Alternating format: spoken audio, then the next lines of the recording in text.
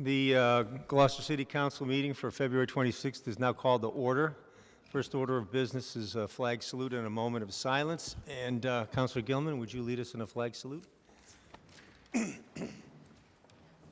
pledge allegiance to the flag of the United States of America and to the republic for which it stands, one nation, under God, indivisible, with liberty and justice for all.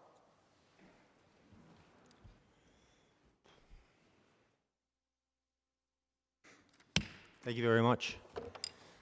Madam Clerk, before we start that, I've always failed to do this.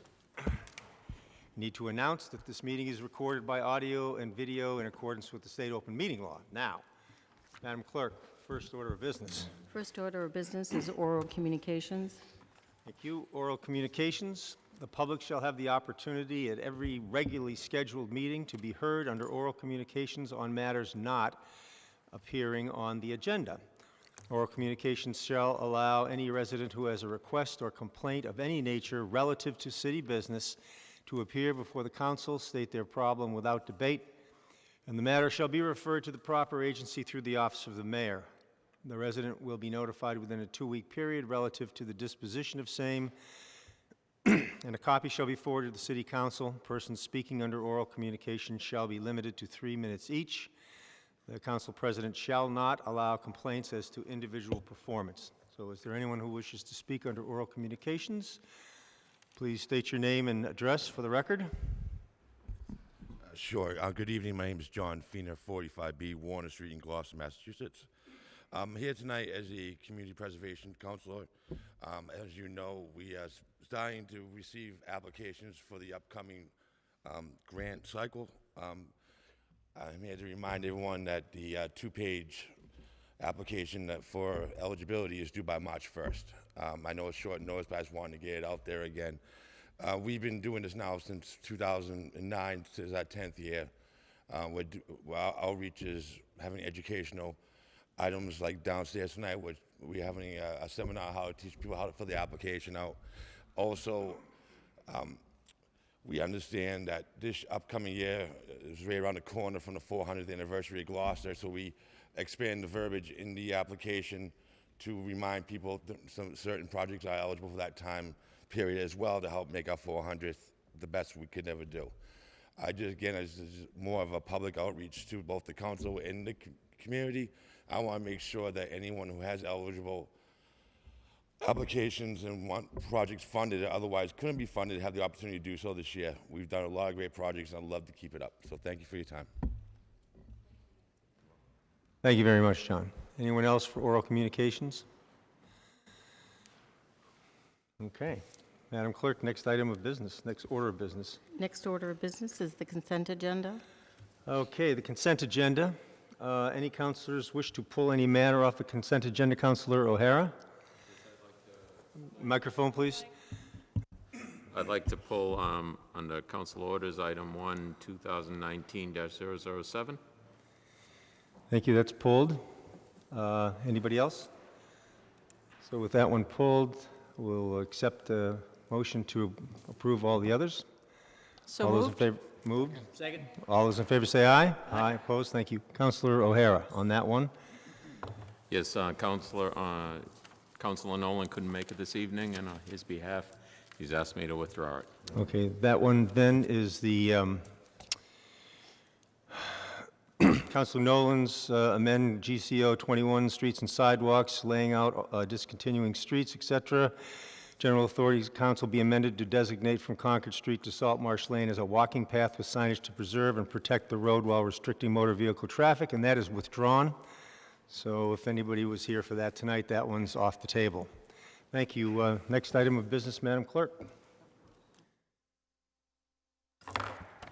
Isn't a unanimous consent agenda? Oh, the unanimous consent agenda, which is, sorry, what do we have on that? Councilor Gilman's recusal. Oh, Councilor Gilman's recusal. Information only. Anybody have any comment on that? Then we'll accept that. All those in, a motion to accept? Second? Second. All those in favor? Aye. Opposed? Thank you. Okay, next item of business, Madam Clerk. Next item of business is the Budget and Finance Standing Committee report of February 21st. Counselor Cox. Hi. On a motion, Budget and Finance voted unanimously to recommend the City Council accept under Mass General Law, Chapter 44, Section 53A, a donation from Joseph C. How do you say his? Balagano? In the amount of $100 for the Gloucester Archives Department for the purpose of funding the Gloucester Archives Department Vault Construction Project in Fund 3318, and I so move. Second. Moved and seconded. Any comment? No, we thank him for his donation. Okay, a simple majority vote. All those in favor say aye. Aye. Opposed? Thank you. Next. Budget and Finance voted unanimously to recommend the City Council accept under Mass General Law, Chapter 44, Section 53A and a half, a tangible donation from Joseph Orlando of Orlando and Associates Law Firm, Jamie Matheson on behalf of One Ocean One Love Shop, Elizabeth DeAngelis on behalf of Cape Ann Power Yoga, Tom Schauer on behalf of Friends of the Gloucester Dog Park, and Aaron Weigel with a total value of in the amount of $495 for 5 sidewalk Butler cigarette receptacles to be installed in high-foot traffic areas for the purpose of reducing cigarette litter, and I so move. Smoking, yes. Second. Moved and seconded. Just a simple request, simple gift. Thank you Acceptance, yes. Thank you very much for the gift. Thank you. All those in favor say aye. Aye. Opposed? Thank you. Next. Budget and Finance voted unanimously to recommend that the City Council, in accordance with Mass General Law, Chapter 44, Section 64, approve payment of a prior year invoice for the maintenance agreement with Kanoka Minolta Business Solutions for servicing municipal copiers invoice as noted dated 9/30/2017 for a total of $1,036.88 from FY 2018 and $675.93. It's the prior of the invoice to be paid in FY 19. General Fund, Information Technology, Repair, Maintenance, Office Equipment Account, and I so move. Second. Moved and seconded. Any other explanation? Pretty self-explanatory. Correct. All those in favor say aye. Aye. Opposed? Thank you. Budget and Finance voted unanimously to recommend that the City Council approve Supplemental Appropriation 2019 SA 29 in the amount of $20,000 from the Building Stabilization Fund undesignated fund balance account as noted to GHS and O'Malley Security Upgrades Engineering and Architectural Services account as noted for the purpose of designing security upgrades to Gloucester High School and the O'Malley Innovation School security system, and I so move. Second. Moved and seconded. How about a narrative on that? This is the second step in a 3-step process to secure the high school and the middle school. The first step was for a study, the second step is design, and third step is going to be implementation. So we are not done hearing about the cost of this yet. Thank you. Any councilor questions? Okay, this is a roll call vote. So, Madam Clerk.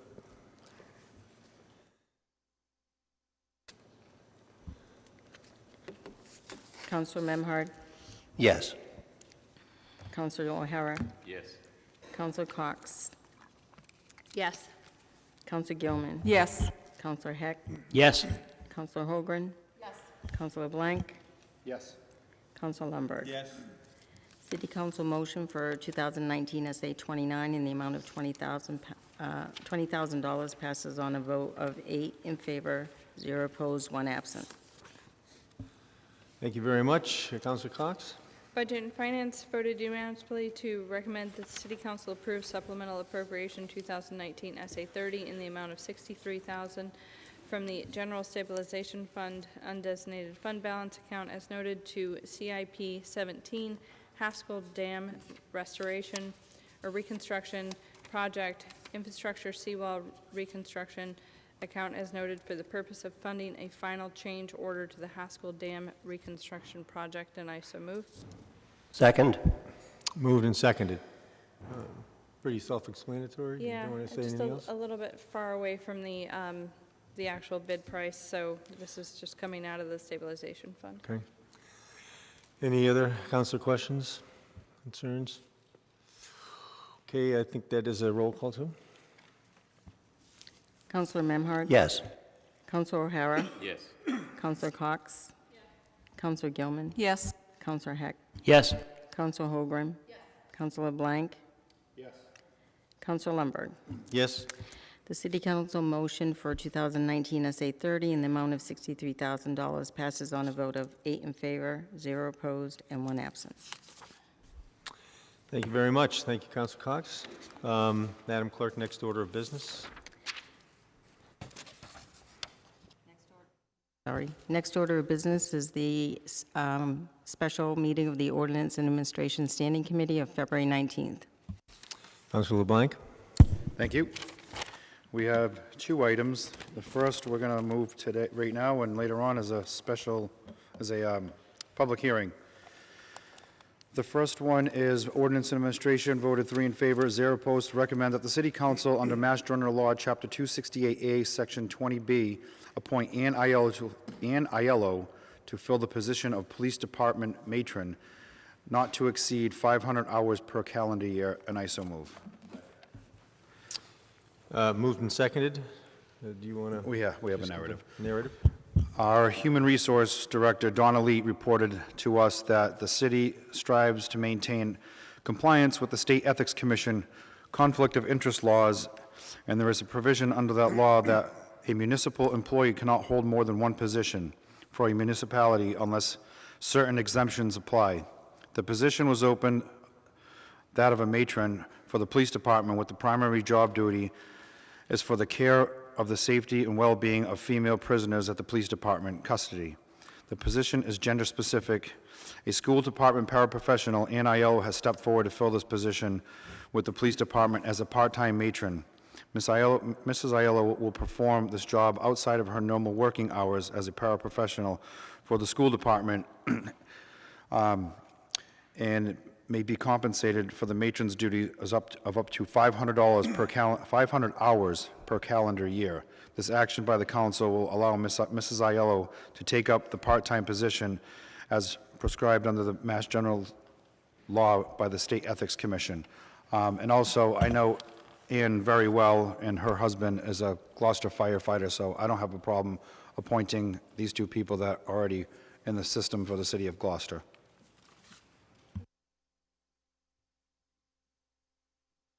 So the We're just voting for Ann. I just made a statement that her husband already works for the city of Gloucester. right, but the vote is because, so she can hold 2 jobs. So she can have 2 positions? Yes. Yes. Yes, right.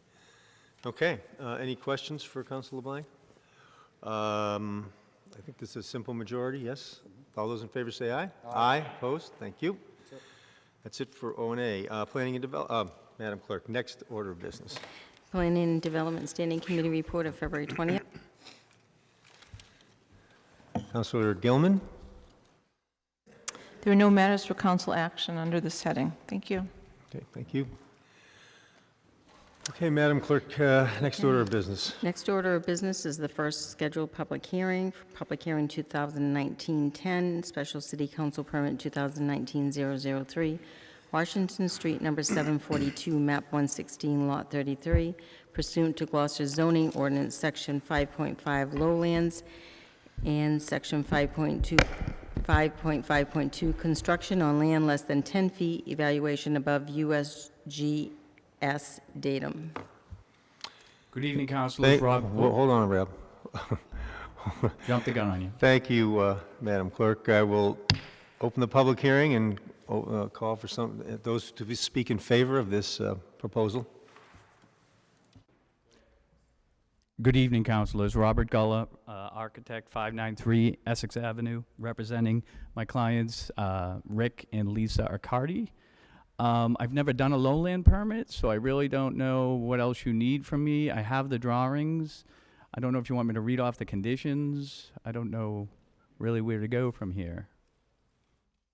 So I would suggest that because of the narrow scope of the lowland permit, that we just proceed through the rest of our process to till we get to the committee report from Councilor Gilman.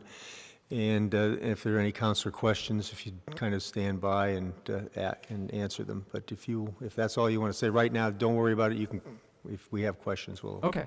Okay. So is there anyone else who wish to speak in favor?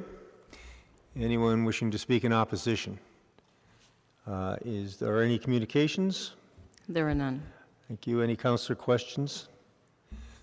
Okay, we'll close the public hearing and call for the committee report. Councilor Gilman? Thank you, Counselor.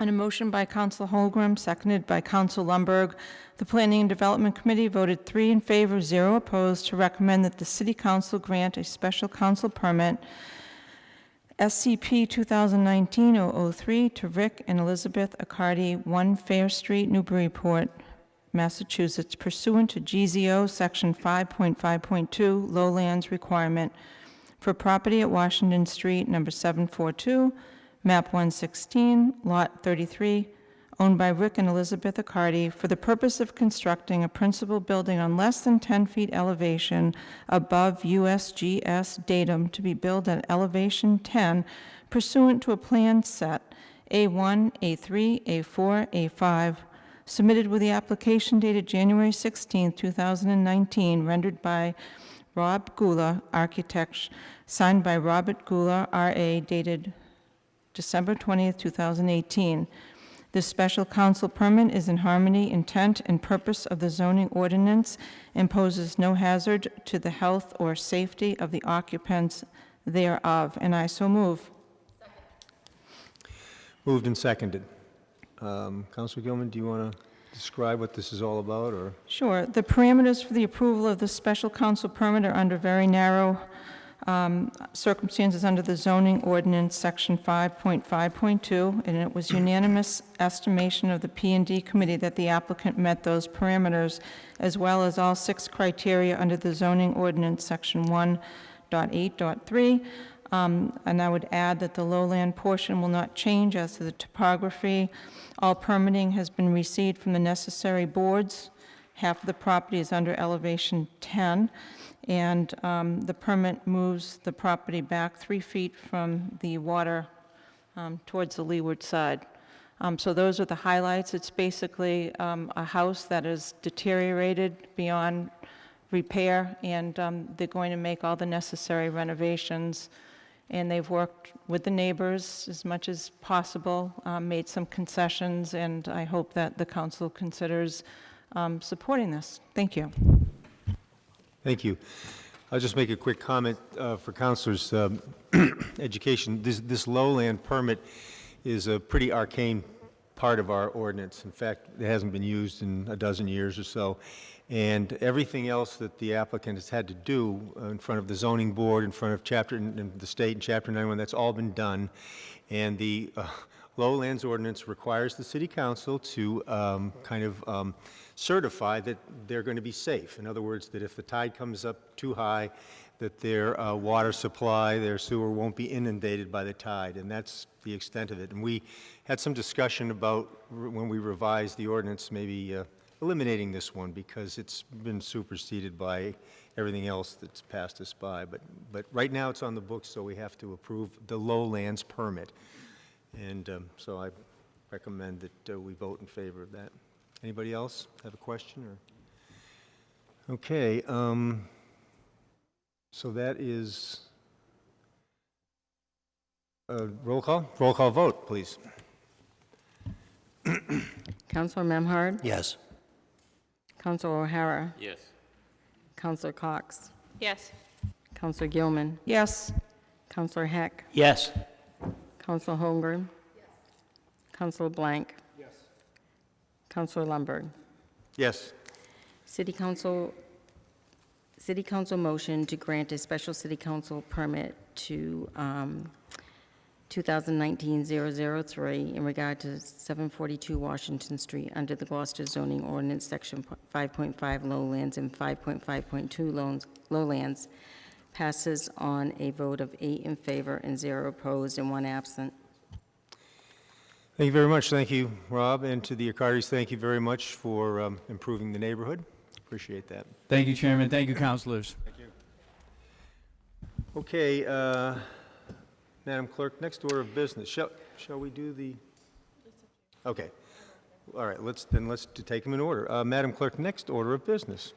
Next order of business is public hearing 2019-001 to amend Gloucester Code of Ordinances, Chapter 4, Animals, by amending Section 4.2, disturbing in or feeding coyotes, gulls, and pigeons, by renaming Section 2, feeding or disturbing wildlife, amend Section 4.3, giving away live animals as a prize or award, by renumbering to Section 4.4 and adding new Section 4.3, endangered, threatened wildlife buffer zone, amend Section 4-16A, dogs allowed on public beaches at certain times, by striking certain language, delete Section 4-16, subsection D, subsection C, and add language to subsection C, and add language to subsection C to Section 4-16A, and amend Gloucester Code of Ordinance, Chapter 9, Trash, Recycle, and Litter, Section 9.9-8, littering prohibited, by amending Section A.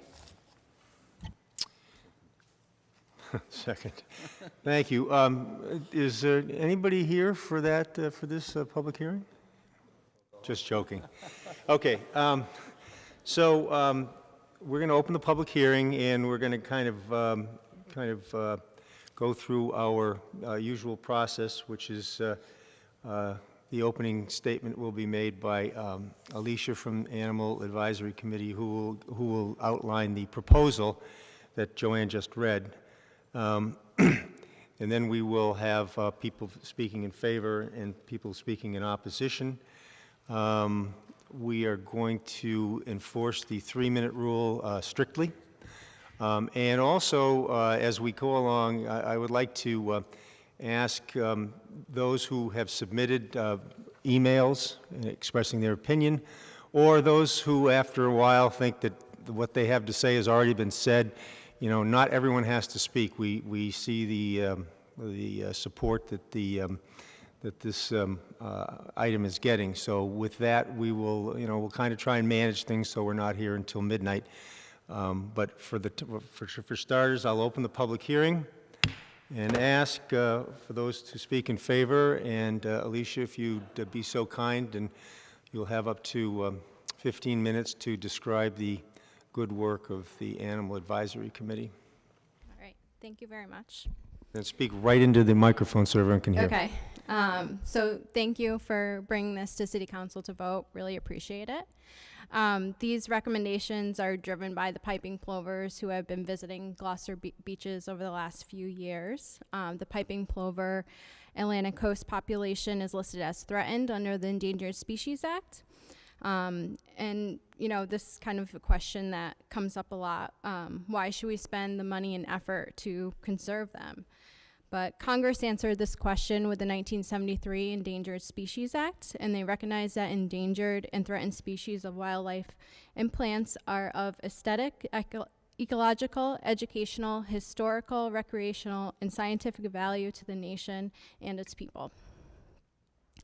First, I'd like to go through a kind of a history of what the Animal Advisory Committee has been doing on this issue, and then go through each ordinance one by one and kind of give a summary.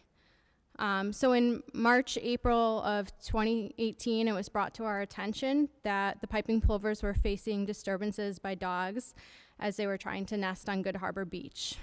I was kind of upset by this because I didn't want to blame the dogs. I'm a dog lover and wanted to see for myself what this was really about. So on an off-leash day at Good Harbor, it was a Saturday, mid-April, I went to the beach to see for myself. And what I did find was dogs running into the symbolic roped-off fenced area. And I was upset by the disregard for the area and really the lack of education on the issue. So I went back and did some research. I volunteered my time to be a monitor. Our other committee members volunteered their time. We showed up for a few hours per day and continued to show up for the rest of the season. Unfortunately, a piping plover pair made a nest in the parking lot. Not the safest place for tiny eggs that camouflage into the substrate. But not wanting to just blame the dogs, I did more research. I looked into the effects of high tides and overwash. I saw Mass Wildlife on the beach and spoke to John Ragozin, Deputy Director now, and asked him about their ecology and if there was a possibility that the plovers were pushed off the beach due to high storm tides, or maybe they preferred the gravel in the parking lot. He shared with me that Good Harbor is perfect habitat for plovers and believed it was disturbances from dogs that caused them to nest in the parking lot. He then shared with me the Massachusetts state guidelines, specifically the pet guidelines on page 12, that request dogs leashed after April 1st or off the beach if they're not under control. So the answers we found, unfortunately, pointed to dogs causing disturbances that caused the plovers to nest in the parking lot. Obviously, the parking lot is not a safe place for nesting birds. I watched cars drive by them, just missing the tires. And a plover's natural defense is to stop and get low to hide from predators. So, it doesn't help with humans or moving vehicles or an out-of-control beach ball or a dog. Accidents can happen. Some beachgoers understood why parts of the parking lot area was closed off and were interested in learning more, others not so much. And the city unfortunately lost revenue to the closed off parking spaces.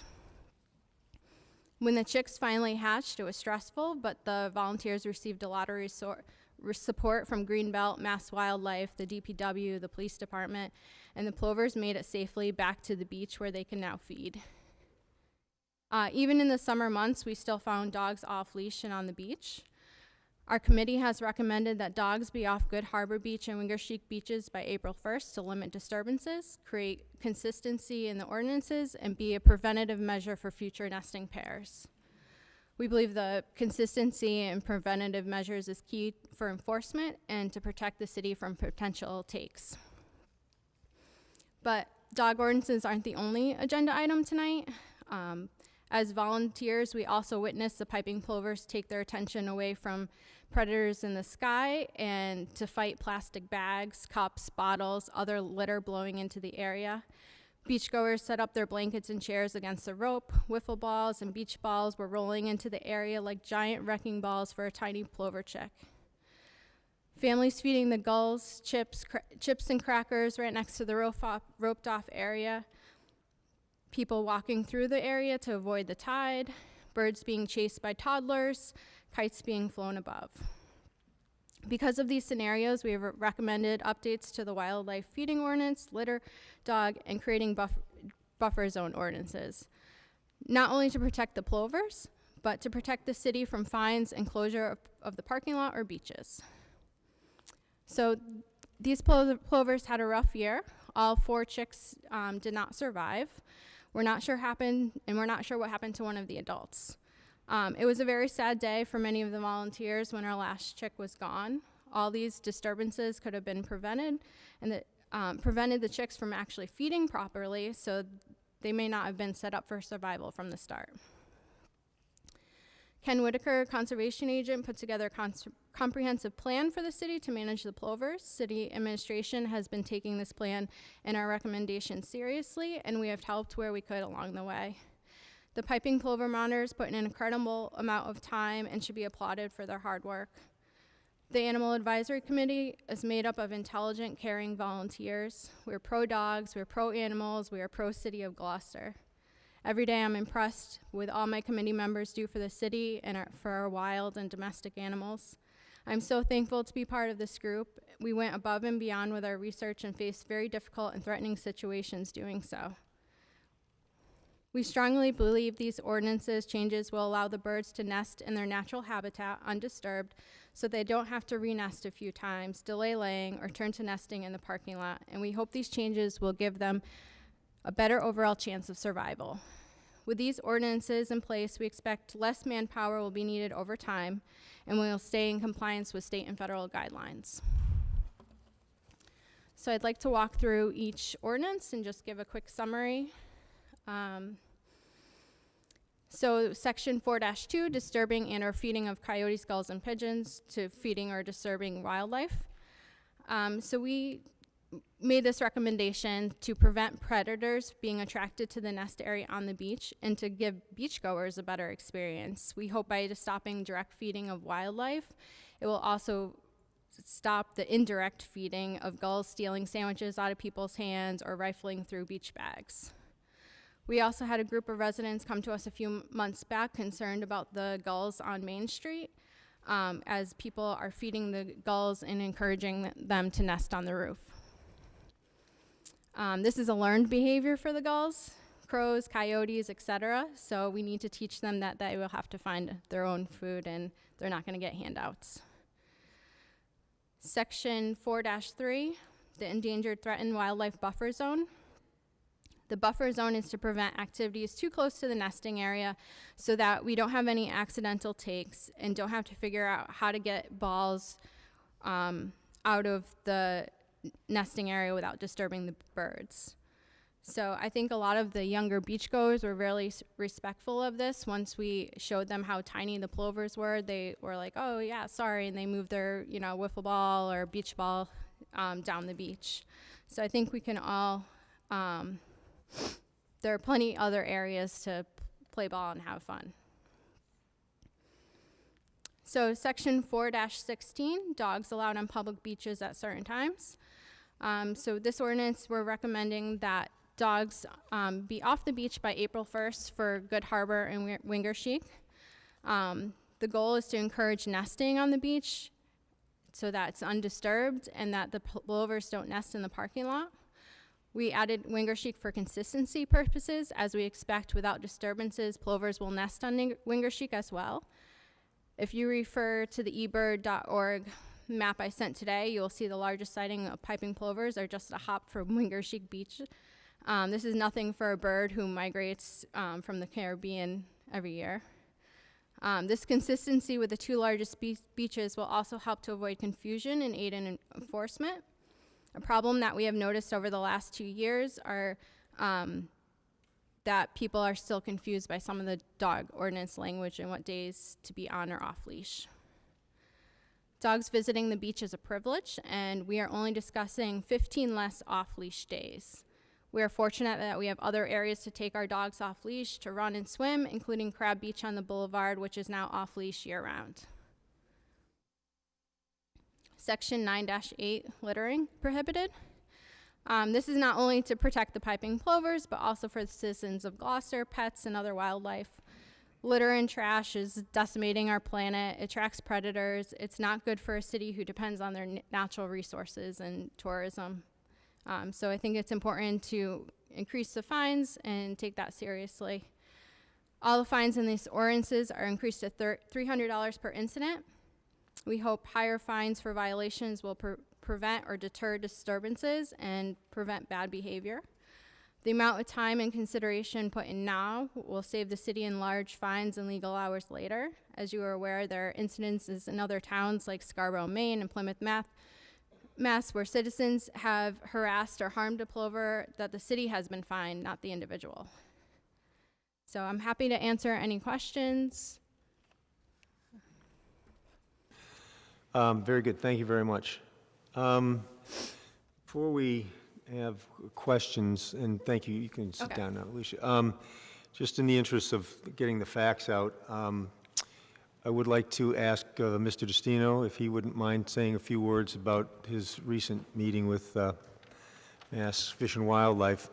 Also, just for everybody's information, so we understand what the scope of this problem of protecting the plovers, and as Alicia mentioned, there is significant work done by, first of all, Councilor Holmgren, who was the council liaison to the Animal Advisory Committee, and thank you, Councilor Holmgren, for all that work. The administration has also convened a management group to come up with a plover protection plan, which is still being worked on. We're not voting on the plover protection plan tonight because that has nothing to do with the ordinance. These are all things that we can do as a city, that we will do as a city. So our focus tonight is on the change of the ordinance, and particularly the, both the littering and the dogs off leash. But we also wanted to give a little, so we will, I mean, we can touch on that and people can speak to that, but we're not voting on that particular thing. We're just voting on the ordinance that Alicia read off. But I would like to ask Mr. Destino, representing the mayor, just to kind of give us a little outline as to what the city, as the landowner of land where endangered species come, what the city's responsibility is and what your recent conversations are. So everyone has that information. Thank you. Okay, thank you, Mr. President. Jim Destino, Mayor's Office. When the plovers showed up last spring, it was quite a scramble. You know, a lot of, you know, I appreciate the thank yous that you passed out, but there are a lot of thank yous to go around. Not only Councilor Holmgren, who joined our group, you know, the DPW, police, animal, but most of all, you know, the volunteers who spent so many hours on top of hours at the beaches last year, you know, trying to monitor, you know, the chicks and the birds to make sure that they were safe, especially, you know, our conservation agent, Ken Whitaker, who did an outstanding job trying to not only coordinate the volunteers, but, you know, the other agencies, Greenbelt, and, you know, we've had a meeting. There was a letter was sent to both U.S. Wildlife and the Mass Division of Fisheries and Wildlife, and Greenbelt, Ken Whitaker and I, who again was trying to be here tonight, but unfortunately couldn't make it at the last minute. So he, you know, we've put together a plan for this upcoming year that we feel is fairly comprehensive and met with U.S. Fish and Wildlife, Mass Division of Fisheries and Wildlife, and you know, they called it a very thoughtful document. They think that we are on the right track for the most part. I won't bore you with all the details, and you know, it's numerous pages of everything from education to better signage, better enforcement, you know, better scheduling for volunteers. The regulating authorities did comment on the and offered suggestions when we sent to you the plover plan last week, just for your reference for this meeting. It's already been updated, as U.S. Wildlife and the state have sent in a number of suggestions, mostly referencing federal and state regulations that we're going to be putting into the plan already. But they did specifically say we were in conflict to their regulations, and that was around the dogs. And the dog situation is something that they felt very strongly that needs to be rectified. And you know, hence the ordinance is in front of you, and the administration supports your adopting of the, you know, not allowing the dogs 30 days earlier. I would say, you know, we're going to monitor and continue to evolve this plan as best we can. There's, you know, hopefully we're going to get the same, you know, robust group of volunteers. You know, we have, you know, folks everywhere from, again, DPW, who have already working on the signs and you know, education pieces. Greenbelt has you know, said that they will play a major role. They actually got some fine money from another plover from another community that they're going to be investing into Gloucester for time and effort. They've always helped us with the fencing. We hoped, and we are committed to doing a far better job this spring when the plovers show up, and you know, and hopefully we'll have a successful season, and around education and enforcement, and you know, the laws that ordinances that you amend. We hope to be successful. If you have any other questions, I'll be here to answer. Thank you. Thank you very much, Mr. Destino. Good. Okay. I know that everyone came tonight because they really care about the plovers, and also, besides the committees and the administration, we want to thank the volunteers who have been helping with this issue last year and the year before, and thank everybody for showing up tonight. And I know if you showed up, you will probably want to speak. So what we're going to do is going to ask those who wish to speak in favor. And with this one caveat, I know that there is a difference of opinion about Wingersheik and Good Harbor. But if you're in favor generally of advancing the date to April 1st, then you'd be in favor of this ordinance. And we'll get to the Good Harbor and the Wingersheik thing, but you can make your comments about it. But because when I ask who's speak in favor first, you can come up then. The second thing is the three ordinance pieces are the date for the dogs, the buffer zone, and the litter. So those are the things we're considering tonight, so if you could keep your comments to those three things, we would appreciate that. And with that, if anyone wishes to speak in favor of these proposed ordinance changes, as Alicia outlined, some or all of them, or just parts of them, come forward. You'll have 3 minutes, and if you want to line up over on the side to your right and come to the podium one by one, that would be great. So anyone who wishes to speak in favor of these ordinance changes, please line up over here. Just line up.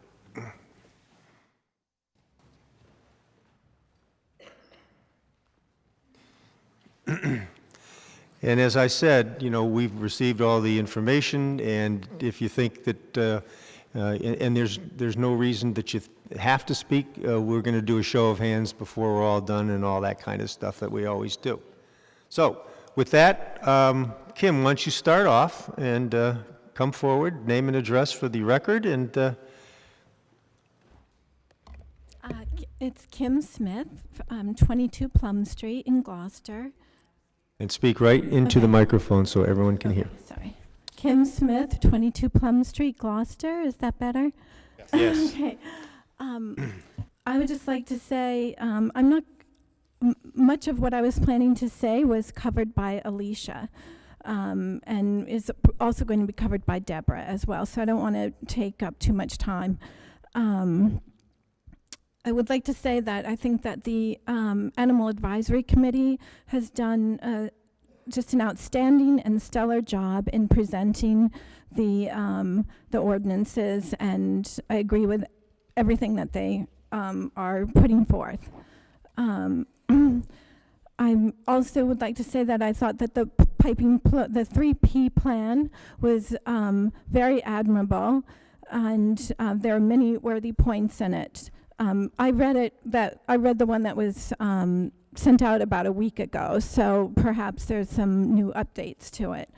However, there was a sentence in the 3P plan which gave me a lot of pause, and that is why I decided to add these photos to tonight's presentation, and I sent the photos to all the counselors and to Joanne, but I just wanted to talk about them, and you have the photos, and I have the photos here, and I'll just say briefly that the sentence that I'm talking about is that there has been friction with a small number of dog walkers. The problem is much greater than a small number. The photos are meant to show the much larger issue that there are many, many dogs disrupting the nesting area. All the photos were taken on April 28th and April 29th at Good Harbor Beach. April 28th was an off-leash day. The nesting area at number 3 was impossibly overrun with dogs. Because of the uncontrolled dogs running through the nesting area, it would have taken at least 3 monitors at that one area and another 3 at the other area. This is with dogs off leash. Photos numbers 2 through 14 were taken within a 1-hour time period. And photos 2 through 5 show a woman on her cell phone, ignoring her dog. Her dog runs into the nesting area, goes to the bathroom, goes into the nesting area to clean up. So the photos are, with the notes that I sent in, are very explanatory. But the piping plover gave up on the beach. At that time, that was the third weekend in a row of of a warm, off-leash weekend day of dogs running through the nesting area. And I hope these photos are helpful in showing why it is so critically important to prohibit dogs on the beach during the month of April. It's clearly not a small number of dog walkers causing the disruption. And thank you for providing me the opportunity to speak. Okay. Thank you very much, and we do have the photos, and when we have our minutes, they'll be part of the minutes of the meeting tonight. So thank you, Kim. Okay. Next.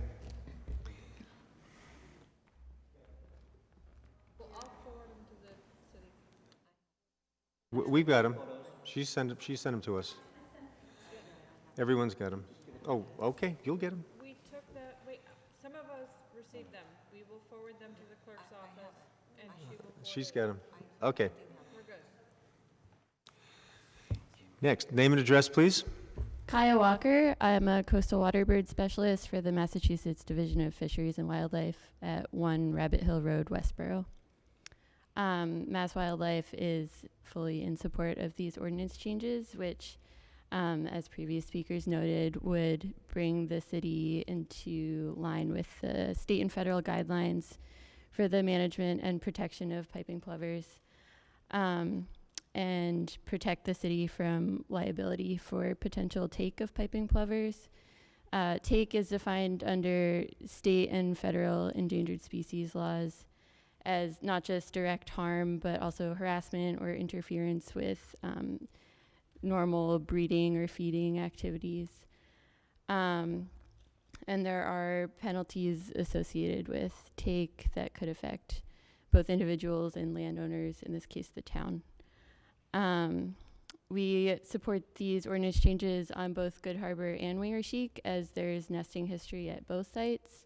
As recently as 2012, plover did nest on the public section of Wingersheek, and they continue to nest on the adjacent private Coffins Beach. As many as 5 pairs nested there in 2015. So Councilor O'Hara asked that I be here tonight and answer any questions if you have them. Great. Thank you very much. Thank you. Next person, please.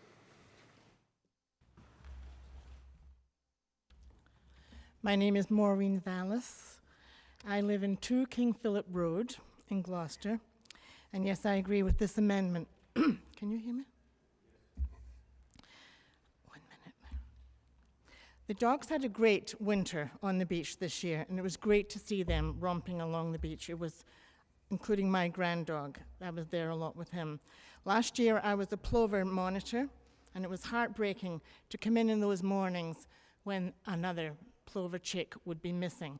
We can't do anything about the coyotes or the crows, but we can do something. We can give these little chickens an extra help to live. If we have this month of April to get them started. Always last year, there were always dogs with no leashes. One day I asked one of the dog owners if perhaps the dog should be on a leash. And he said he thought that perhaps I should be on a leash. So anyway, let's decide to take care of the plovers once and for all and give them a start. Thank you for listening to me. Thank you for speaking. Next person.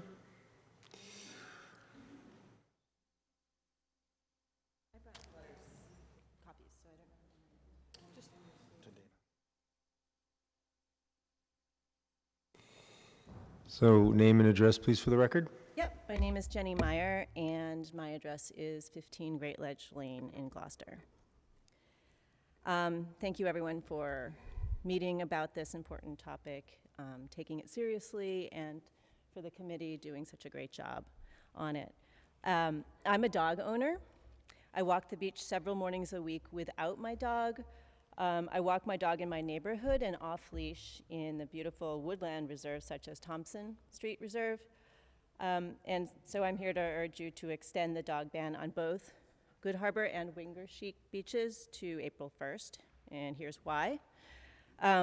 Last April 11th, I was walking on the beach. I knew the plovers were somewhere nesting, I had heard, and I looked down and I almost stepped on one, not knowing where the area was. So I immediately called Ken Whitaker with my concern that they were already starting to nest without any fencing, with humans and dogs walking and running free. Ken said it was too early and that they would be fine for another couple weeks, and that the fences took a while to collect and to assemble and bring over. And we all know the trajectory, so I don't have to go into the parking lot and the loss of the chick issue. So I'd walk at 8:30 in the morning, and high up on the beach in the plover area, there were already footprints, frequently, of human and dog, parallel walking.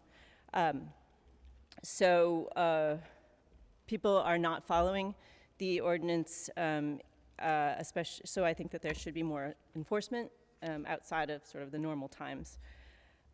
Finally, that Wingersheek has not had any fledglings in the past 2 years is most likely in part due to dog presence, as they are nesting in similar habitats in droves at cranes right across the water.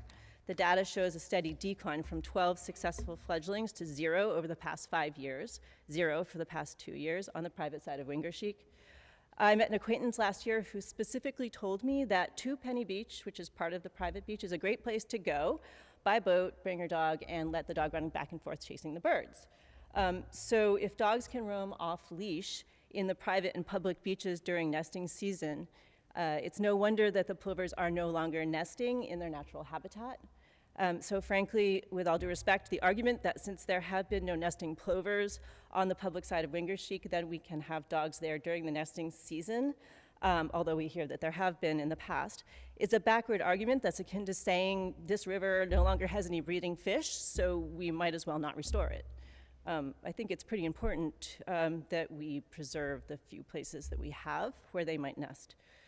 I'm going to skip some of the stuff I said about the buffer zone that I witnessed, the trash and everything, because I think it's already been stated how fragile and small the birds are and that they don't stay in the nesting area once they're mobile. I believe that dog lovers are nature lovers. These two do not have to be in conflict. There are almost 1,000 acres, 950, just between Ravenswood Park and the Thompson Street Reservation in Gloucester, where dogs can run off leash, but only a few possible coastal nesting sites for the plovers, the piping plovers. With 1 in 8 bird species threatened with extinction, we need to move beyond our comfort zone in order to protect what's left of this beautiful, fragile ecosystem, which we all so enjoy. I keep looking at the wonderful mural and the quote, the slogan below it. I hope we can keep Gloucester moving forward, building a tomorrow both for humans and for this threatened coastal bird, and know ourselves and be known as a city that makes a difference. Thanks for your Thank you very much. Next person.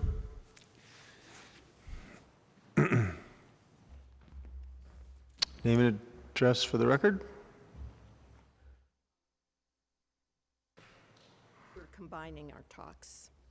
This is Heather Hall. She has laryngitis. She lives at 901 Essex Avenue in Gloucester. This is Heather Hall, 901 Essex Avenue in Gloucester. And I'm Deborah Kramer, and I live at 318 Concord Street in Gloucester.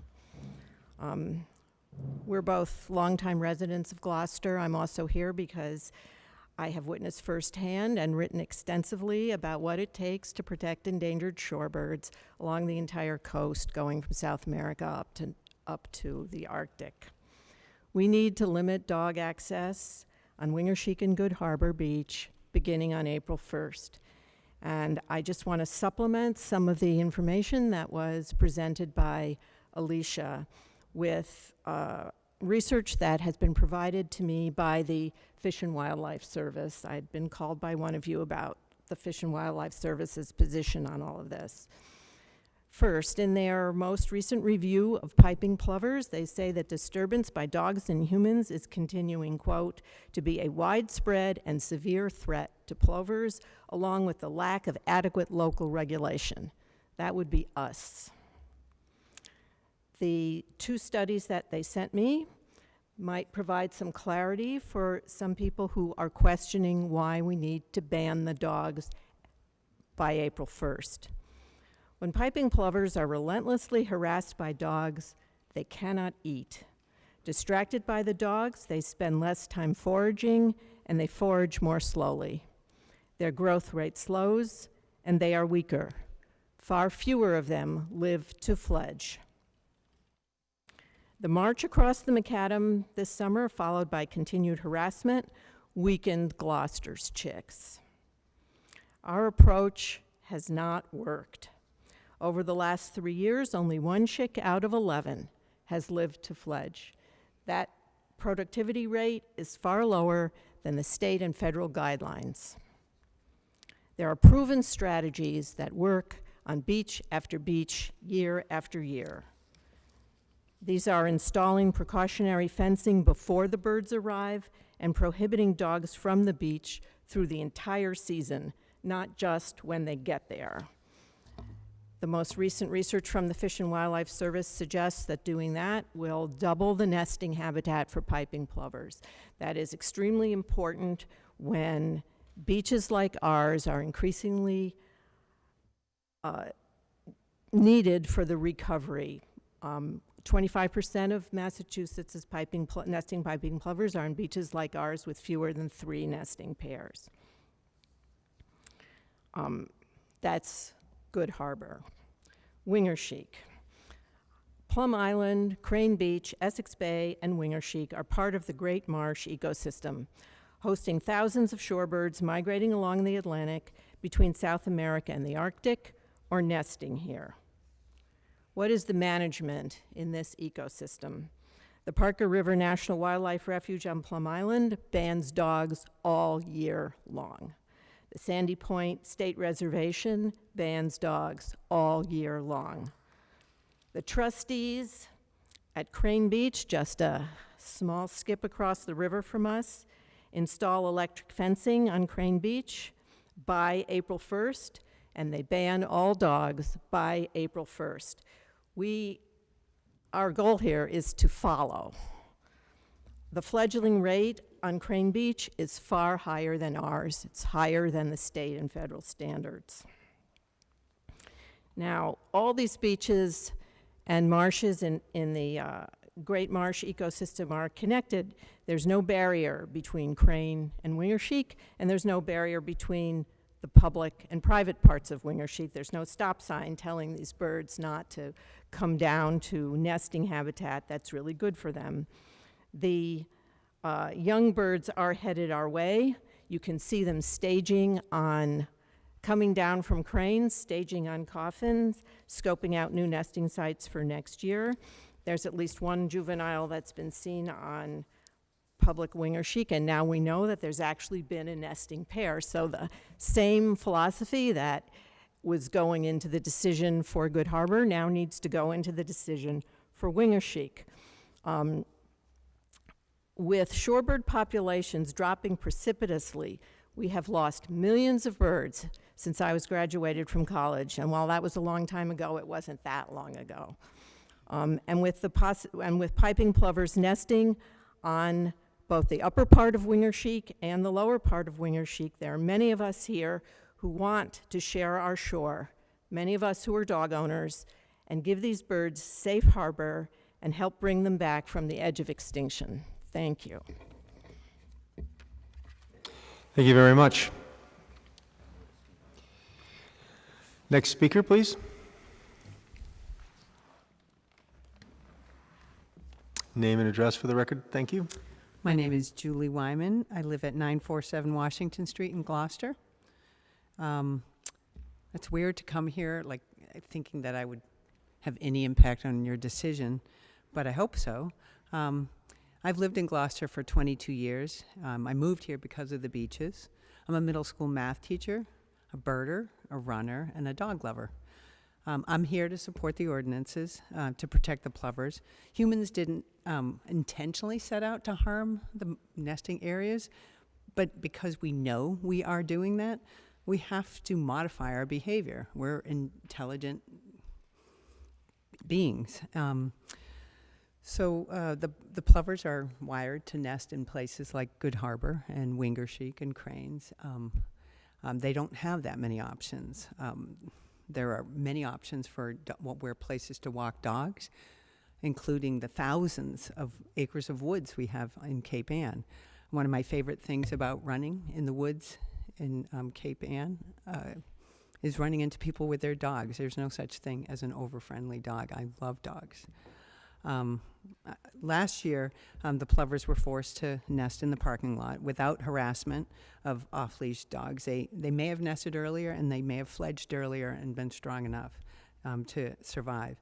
I started volunteering last summer to watch over the last remaining chick, Lil Pip.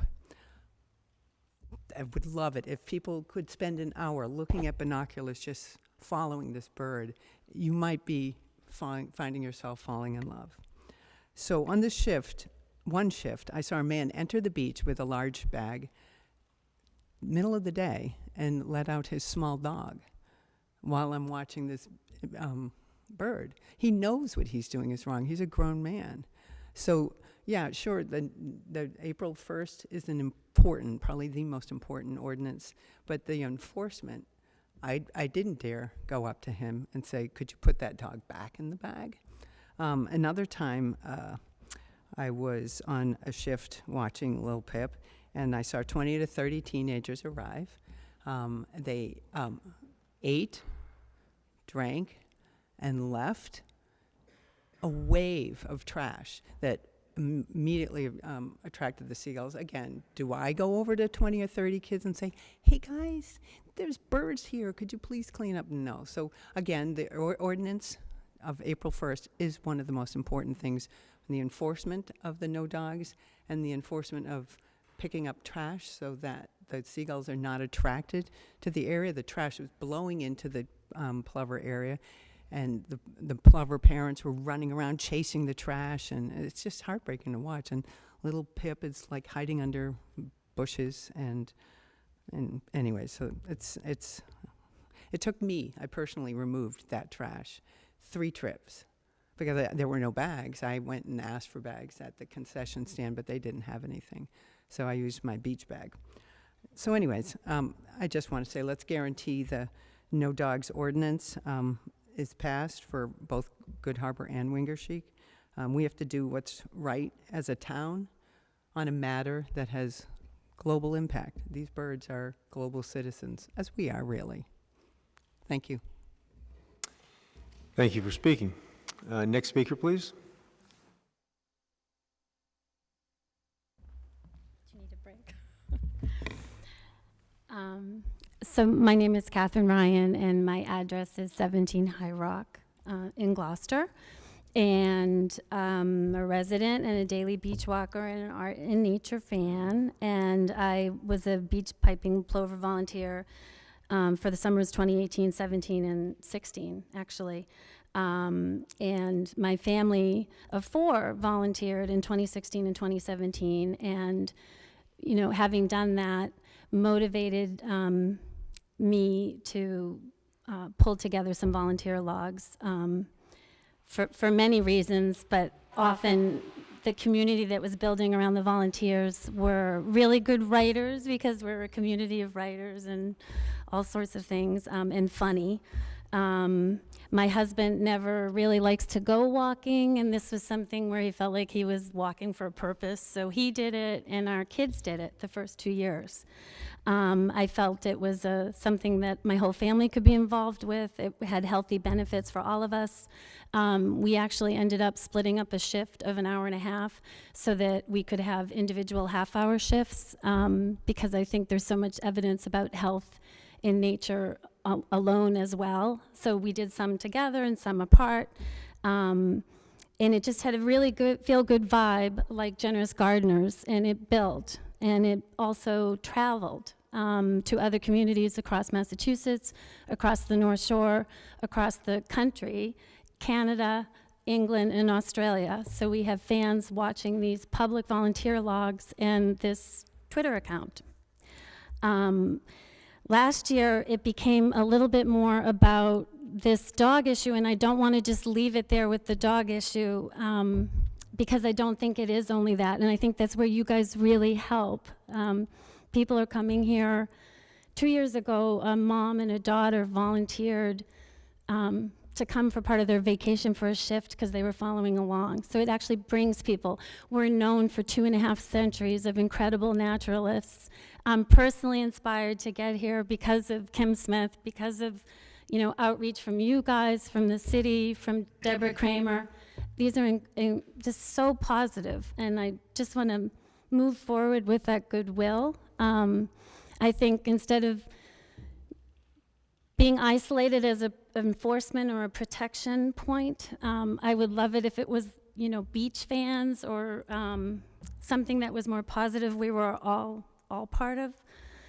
Generous Gardeners really works because it says the word generous on it. You know, protection already sets up kind of a fight. So if you guys can endorse this ordinance change and make it clearer and comprehensible, for the plovers, but also for the population, I think it would be great. And then I want to speak to, I want everybody that has dogs and access to the beach to still have their rights, but you know, my kids begged out last year in part because of how negative it was. We were yelled at. We had people that really So, were Catherine, harsh. we've gone over 3 minutes. Okay. I just want to advocate for the kids too and support my last thing. Support the science that's there, support the police recommendations, support the administration, and support the law. And the last thing, my kids didn't want to come speak, but I have an example from, you know, their first day of a log, where one of them actually says that they spoke about the narrow edge to a volunteer. I have a message from DPW that gave us in 2017 talking about the retractor. Thank you. Well, no, I'm saying because these are the I three know, that but couldn't we're way come. over, and we got more I people? know, but these aren't me. These are the three. And then this is the last one. This is a scientist from the UK that says in some places, loving our beaches and nature mean our Catherine, canine family Catherine, members need to that's have it. control. Thank you. Thank you. That's it. Okay. Come on, look, I was trying to be. I know, but Okay, thank you. Thank you. make sure that you see. Next person.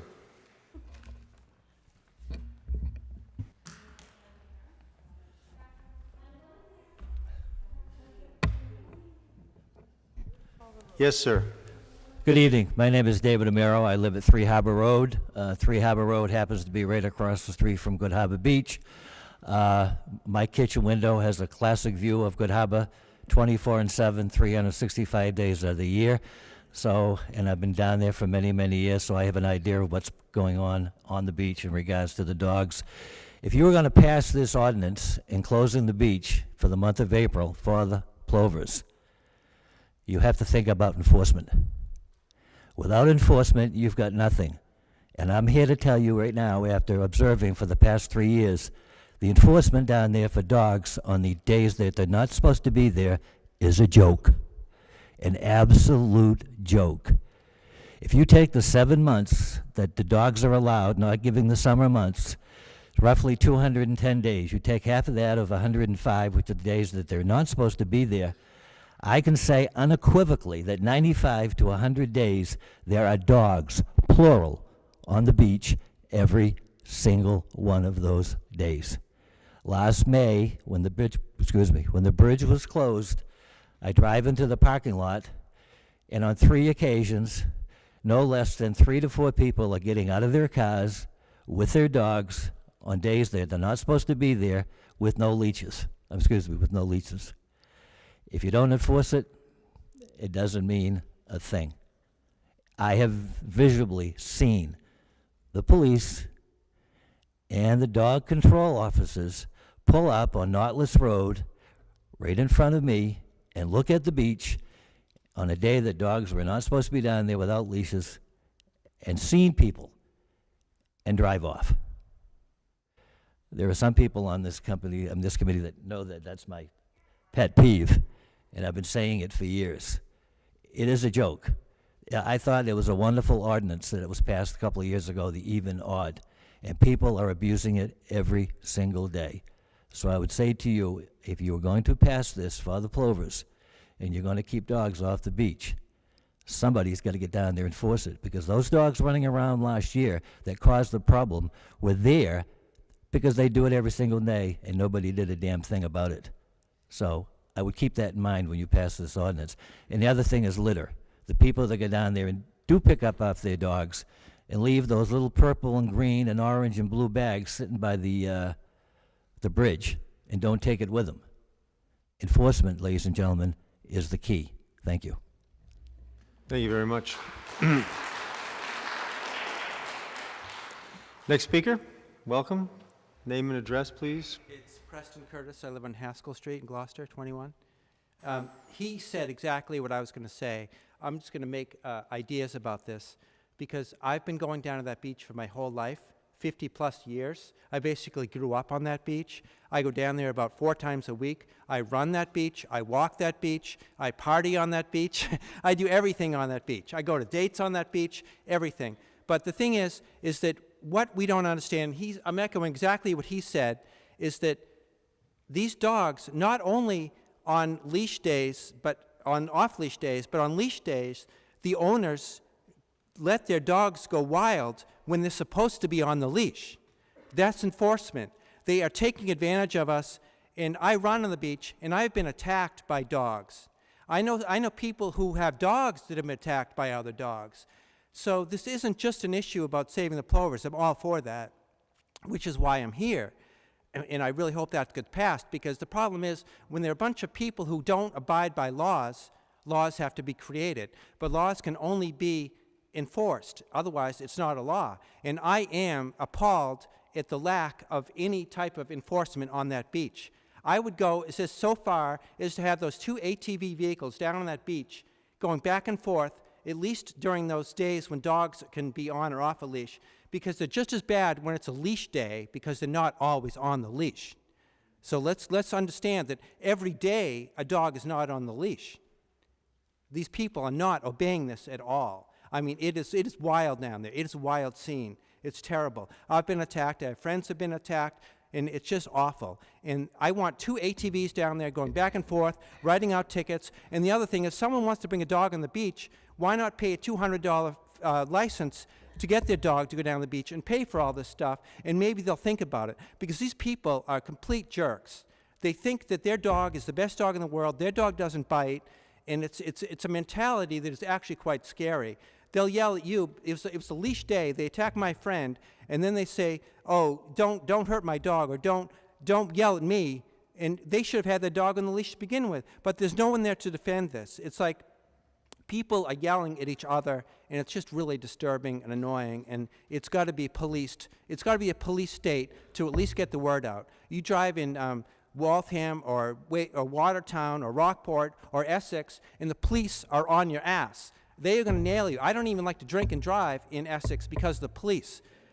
This is the kind of fear. This is the kind of fear. It's true, though. It's true, and I admit it. You guys are laughing because you know what I'm talking about. I mean, Watertown, you just make the wrong move in Watertown and you're nailed.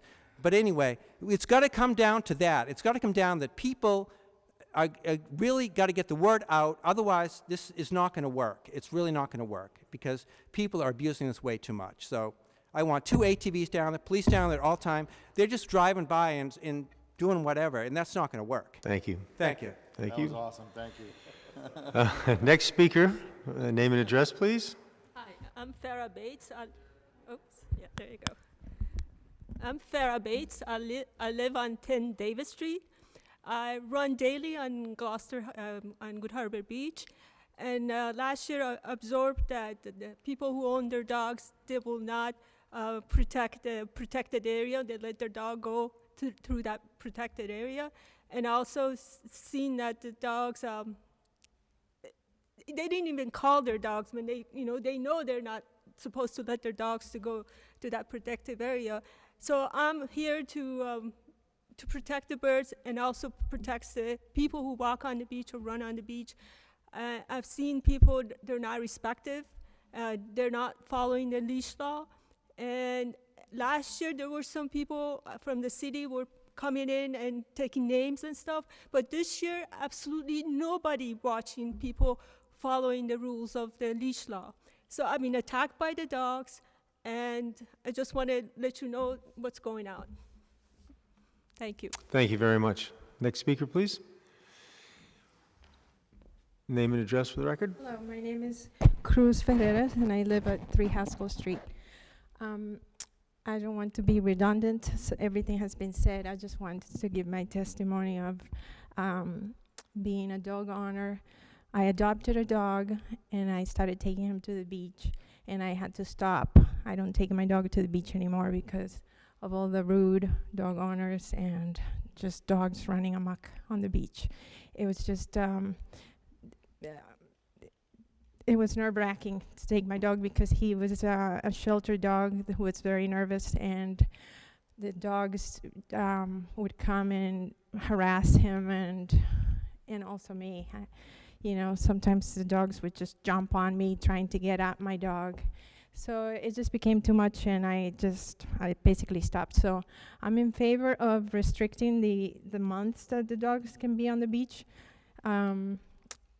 There's plenty of open spaces to take your dogs, and I think that the beach should be more enjoyable for everybody, not just the dog owners, and also to protect the birds, of course. Thanks. Thank you very much. Next speaker, please.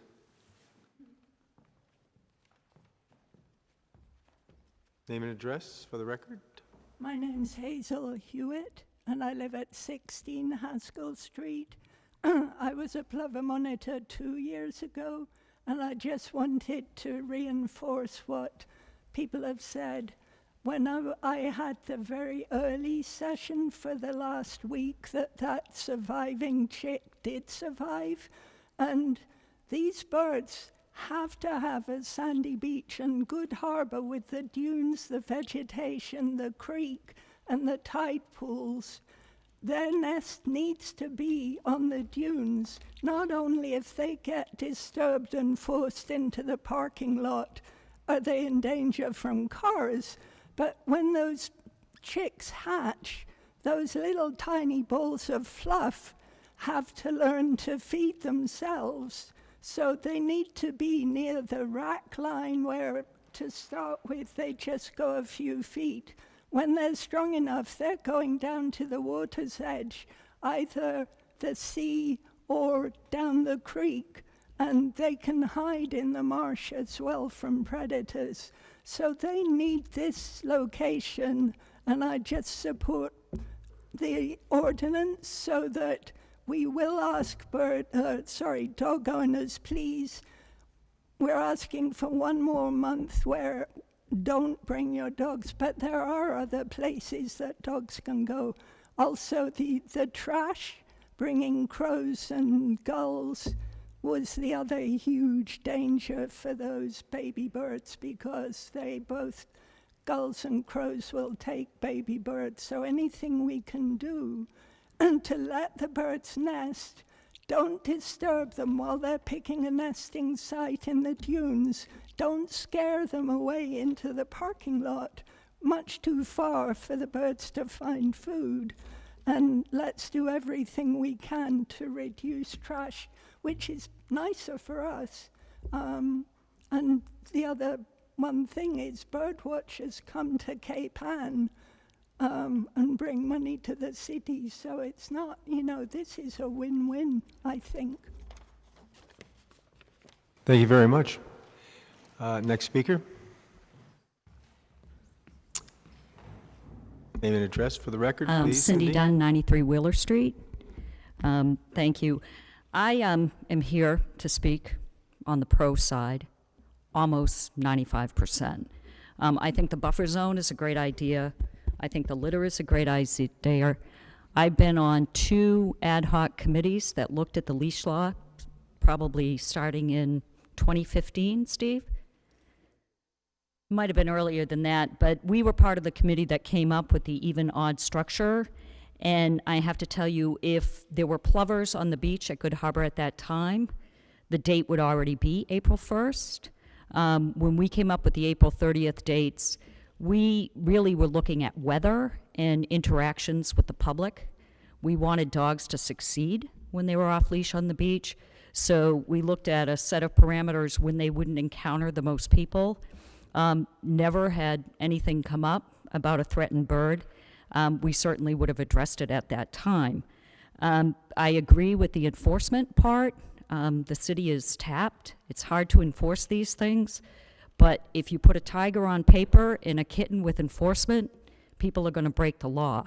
You know, that's why you're here tonight talking about litter, is because people litter, you know, and you're increasing fines and stuff like that, but we're still going to have some people out there that are going to litter. And no matter what we do around the dogs, we're still going to have lawbreakers. I'm in favor of rolling back the date to April 1st on Good Harbor Beach. I want to remove legal dogs that are now legal on the beach from the equation. People that follow the law once it's April 1st. You cannot say that a dog that was on the beach at that time would be a legal dog owner. Those people would be rule breakers. They would be with the litterers, the people that do things that are contrary to the law. However, I'm not in favor of rolling back the date on Wingershik. I've heard some things here tonight, and they're compelling. However, I attended the Animal Advisory Committee meetings, and I also listened to the presentation tonight, and I think that the main argument for including Wingershik in this proposal is for consistency of law and to ease enforcement. And really, ignorance of the law is no excuse. When I visit a community and I want to take my dog somewhere, or I want to use public lands, I want to use a park, it's incumbent upon me to know those rules. It's incumbent upon anybody in Gloucester who wants to use Stagefort Park, Good Harbor Beach, Wingershik Beach, this parking lot, to know the rules and regulations that surround it. I think that, having Wingershik remain as it is, you can always come back and revisit this ordinance at any time. It just takes a council order to O&A to the city council if you need to include Wingershik. You're swinging the pendulum, and I think you're doing it right, to remove the 15 days that the dogs have on Good Harbor Beach for the protection of the plovers, but I would ask that you don't swing it so far that you remove the 15 days on Wingershik in the month of April until you absolutely have to. Thank you. Thank you. Next speaker, please. Name and address for the record. Sorry. Linda Brayton, 527 Washington Street. I hope I'm following the directions right. I'm doing what Cindy did. I'm agreeing with almost everything, but not everything. Shall I wait? No. Okay.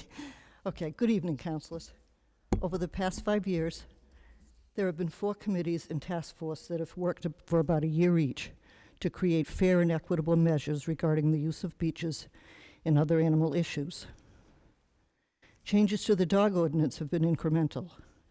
Each of the ordinance components are parts of the whole. Making changes to impact some 3,000 licensed dogs and their families, plus all the tourists who bring their dogs to our beaches, is no small matter. It's taken over 5 years for locals alone, both dog owners and non-dog owners, to get used to the system we have right now. The current challenge is the protection of nesting plovers on Good Harbor. This is enough for Gloucester to consider and manage right now without stretching resources unnecessarily to address possible future conditions at other beaches. The arrival of the plovers has received extensive attention, and rumors have sometimes been treated as facts. The most damaging claim is that dogs have killed one or more plovers.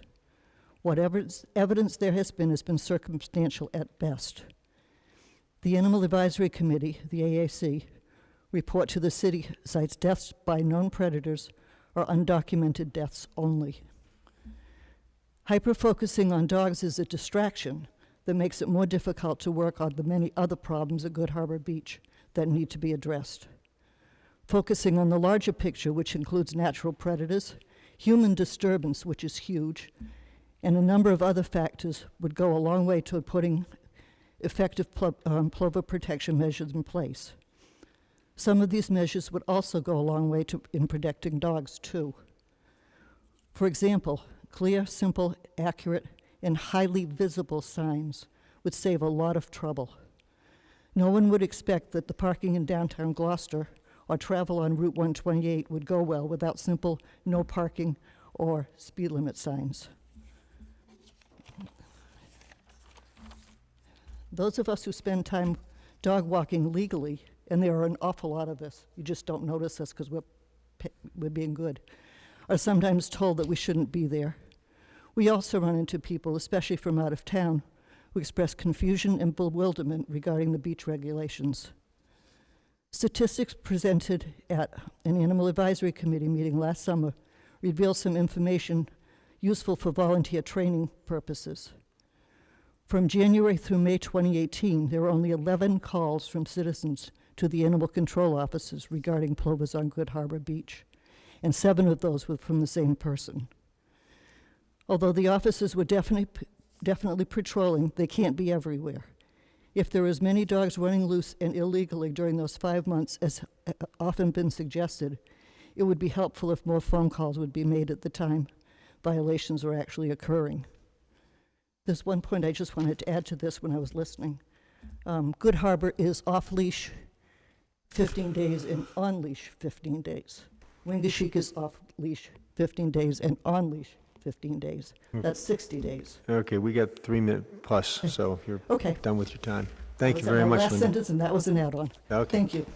Next speaker, please. Linda, do you want to give Dana your statement?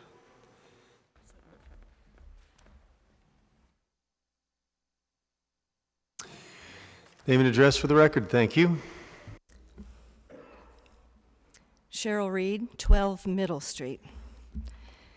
Good evening, counselors. Here we are again. And as we all know, some of us more than others, this can be a very contentious, divisive, and polarizing subject.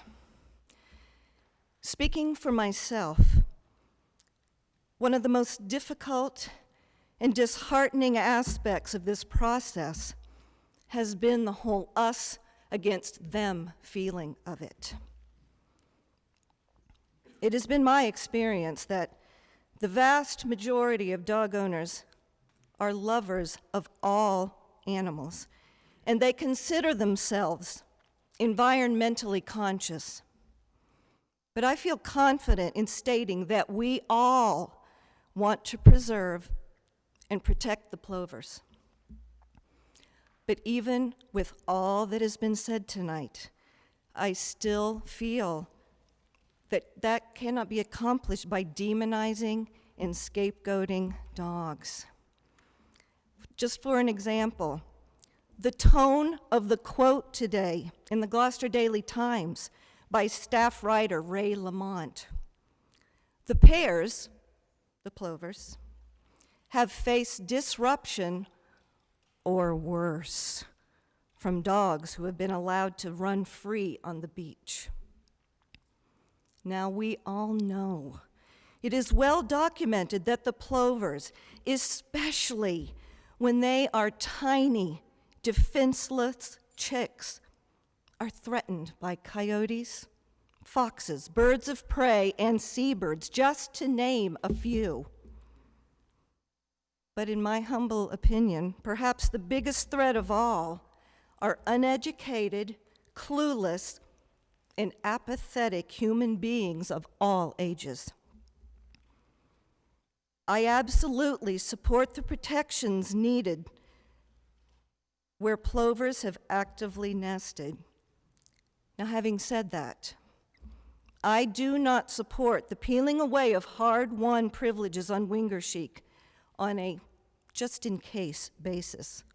I feel that this is premature, and I am in agreement with the suggested revisiting of the discussion at a later determined date. I also wholeheartedly support clear and precise signage, heftier fines, and enforcement.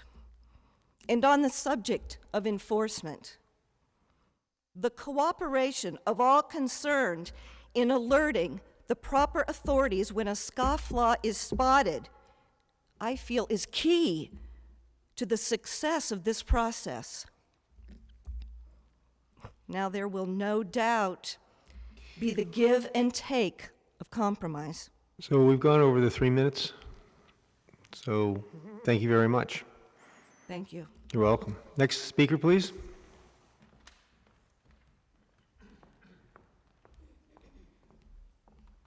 Hi, Leontine Hartzell, 10 Hammond Street, Gloucester. I'm a dog owner and lover and also have been a plover monitor last year. And I support getting the dogs off the beach April 1st. Much, much better signage, barrier area. People don't read the signs that were there last year. Whenever I was on the beach, there were people who were just oblivious, in addition to those who didn't care.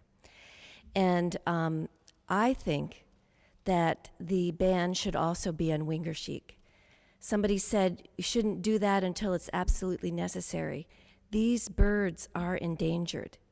It is absolutely necessary for their survival that they have habitat available to them.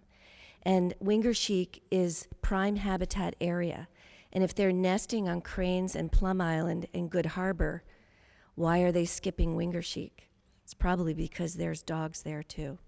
So I hope that there will be better enforcement. Part of the problem with the calls is that by the time any law enforcement arrives, the person who's been in offense has already left the beach because people are on the move. So signage and a presence there, not just relying on a small band of volunteers, is also important. Thank you. Thank you very much. Anyone else to speak in favor? Is there anyone wishing to speak in opposition? Yes, sir.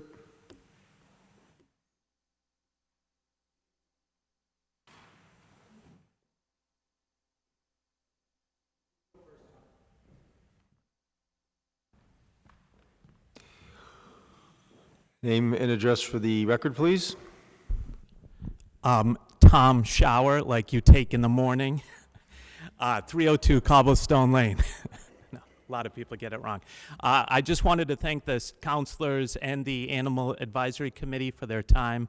I walk the beach every morning and every afternoon, allowable days, and I walk with like 4 or 5 familiar faces here. I never saw a problem with the dogs and the plovers. It may have happened, but like I would say probably 98% of the dog owners are respectful of the plovers. I just didn't see a problem. I agree with Cindy. I love the environment. If you want to feel like you protect the plovers by doing this, go ahead.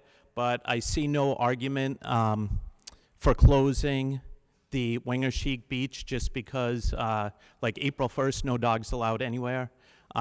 We figured out the off-even schedule. We can figure out to have the dogs go to Winger Chic if they need to. April, I would even go far as to say, like maybe have every day from April 1st to May 1st on Winger Chic open. As far as I know, I sometimes get my facts from Linda, but if you close the beaches April 1st, that leaves only Crab Beach and the Gloucester Dog Park for 6 months of running free. And I'm not sure it would be a good idea to have 6,000 registered dogs in Gloucester just having to run free on Crab Beach and the dog park. So we might want to take that into consideration. Lastly, you know, I want to save the plovers. I like dogs. It's ironic, the last day I was walking the beach and there were tracks from like heavy machinery fixing the bridge. And which is more detrimental to the plover's habitat, A few dogs or heavy machinery fixing the bridge? Thank you very much. Next person in opposition. Go ahead. Name and address for the record, please. Peter Cooney, 36 Warner Street. I'm not 100% in opposition. I would like to see Wingashiek stay open. I don't see why that couldn't be done. If there was sign of a plover, I don't know why they couldn't just put up a sign like they do for red tide for the clammers and say, okay, the beach is closed. What's the problem with that? Basically, that's really all I've got to say, except about the trash, which is unbelievable. It's not left by dog owners. I used to walk with a woman on Wingashiek every other day, and we would, have bags with us for what, and we'd pick up trash as we go and put it in the barrel, when there was a barrel. I will pick up trash and put it in a barrel. I won't pick up someone else's trash and take it home. So this no barrel thing is making our beaches dirtier. So I'd just like to say that too, but I honestly would like to see Wingashiek stay open, or maybe you could give us some other time on the other end, maybe September 15th, open it, so we have some nice weather time to have our dogs at the beach. That's pretty much all I've got to say. This is a picture I took of Good Harbor parking lot May 4th, last May 4th. This is just showing stuff that the dogs didn't do. And this is just the parking lot because I couldn't go on the beach because I had my dog with me. Thank you. Great, thank you very much. Next speaker, please. Name and address for the record. Hi, I'm Kathleen Clancy, 78 High Poplars Road. It's a little odd getting up in kind of the con side because I do support, obviously, protecting the threatened birds when they're there and abiding by the law that you are charged with coming up with an ordinance that addresses. I mean, the issue before you is protecting the birds when they've nested. It's not creating a habitat for birds in case they want to nest. So the thing that got me very unnerved is including Wingashiek, where we haven't seen any. I will agree that last year the signage was terrible. There was a little string where the plovers were. We as dog walkers had to tell other people who weren't dog walkers what they were walking by so that they knew, because it wasn't clear what was going on Good Harbor Beach. I will give you something to consider. I know the Animal Advisory Committee has presented information of other communities. I have a friend who's been the chair of the selectmen in Duxbury for a long time, and he's been on their local government. And what Duxbury does, I've been hearing about plovers from him for 20 years, as he's like, people are always crazy about the plovers. They issue a warning and let people know the plovers are around so that they are on notice that the plovers are considering nesting. Once they've nested, they close off the section of beach completely so people can't go there. They also allow dogs unleashed, but not in the area that the plovers are. So I know you're tasked with a very difficult situation, but I think a reasonable solution, this isn't a who wins, it's we are taxpayers, we love the community, we do tons for the community, and we have our own community on the beach where we meet people that we would never meet ordinarily. We clearly have very happy dogs when they're on the beach, and I'm sure you know all the health benefits. But I do think you can come up with a compromise that, Wingashiek, there's no reason to close Wingashiek unless birds are there. And, giving us 30 days off leash on Wingashiek in a temporary ordinance, if you do this on a revisit basis, then you wouldn't have given Wingashiek complete access forever. You're going to revisit it next year. The people that say, well, it's just 15 days. Well, to us, it's 15 days out of 6 months, 7 months. To everybody else, they think it's 15, to them, it's 15 days that they won't have dogs out of a whole year. So every day is important to us to be having the access on the beach. And so I just hope you don't go overboard and you address the issue at hand in the most reasonable and unrestrictive way as possible to meet both taxpayers, dog lovers, and the birds. Thank you. Thank you very much. Next speaker, please.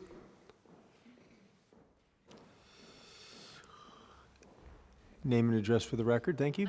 Hi, my name is Brooke Welty. I'm at 15 Allen Street in town. I'm just really kind of echoing previous speakers that the April 1st shut-off date for Good Harbor seems reasonable, you know, very within limits. Closing Wingershik Beach doesn't make a lot of sense, being that there's no nesting pairs there. I know there's confirmed ones on Coffins Beach, which is the private section, so that's great, but not Wingershik. So that's that. And also echoing the signage. The signage last year was awful. I think that has a lot of factor in it. I think having just big ass signs at the entrances to the walkways, to the beaches as well, instead of just on the little corner of your little stringed off area, will alert people going in that the birds are there, instead of, you know, hey, what's this sign over here? What's my dog running up to? One more idea is, if you're gonna do it all the way and just shut that entire section of the beach down, dogs, people, everybody, to really guarantee them nesting security. That's it. Thank you very much. Next speaker. Name and address for the record, please. Catherine Gunn, 44 Pleasant Street, Gloucester.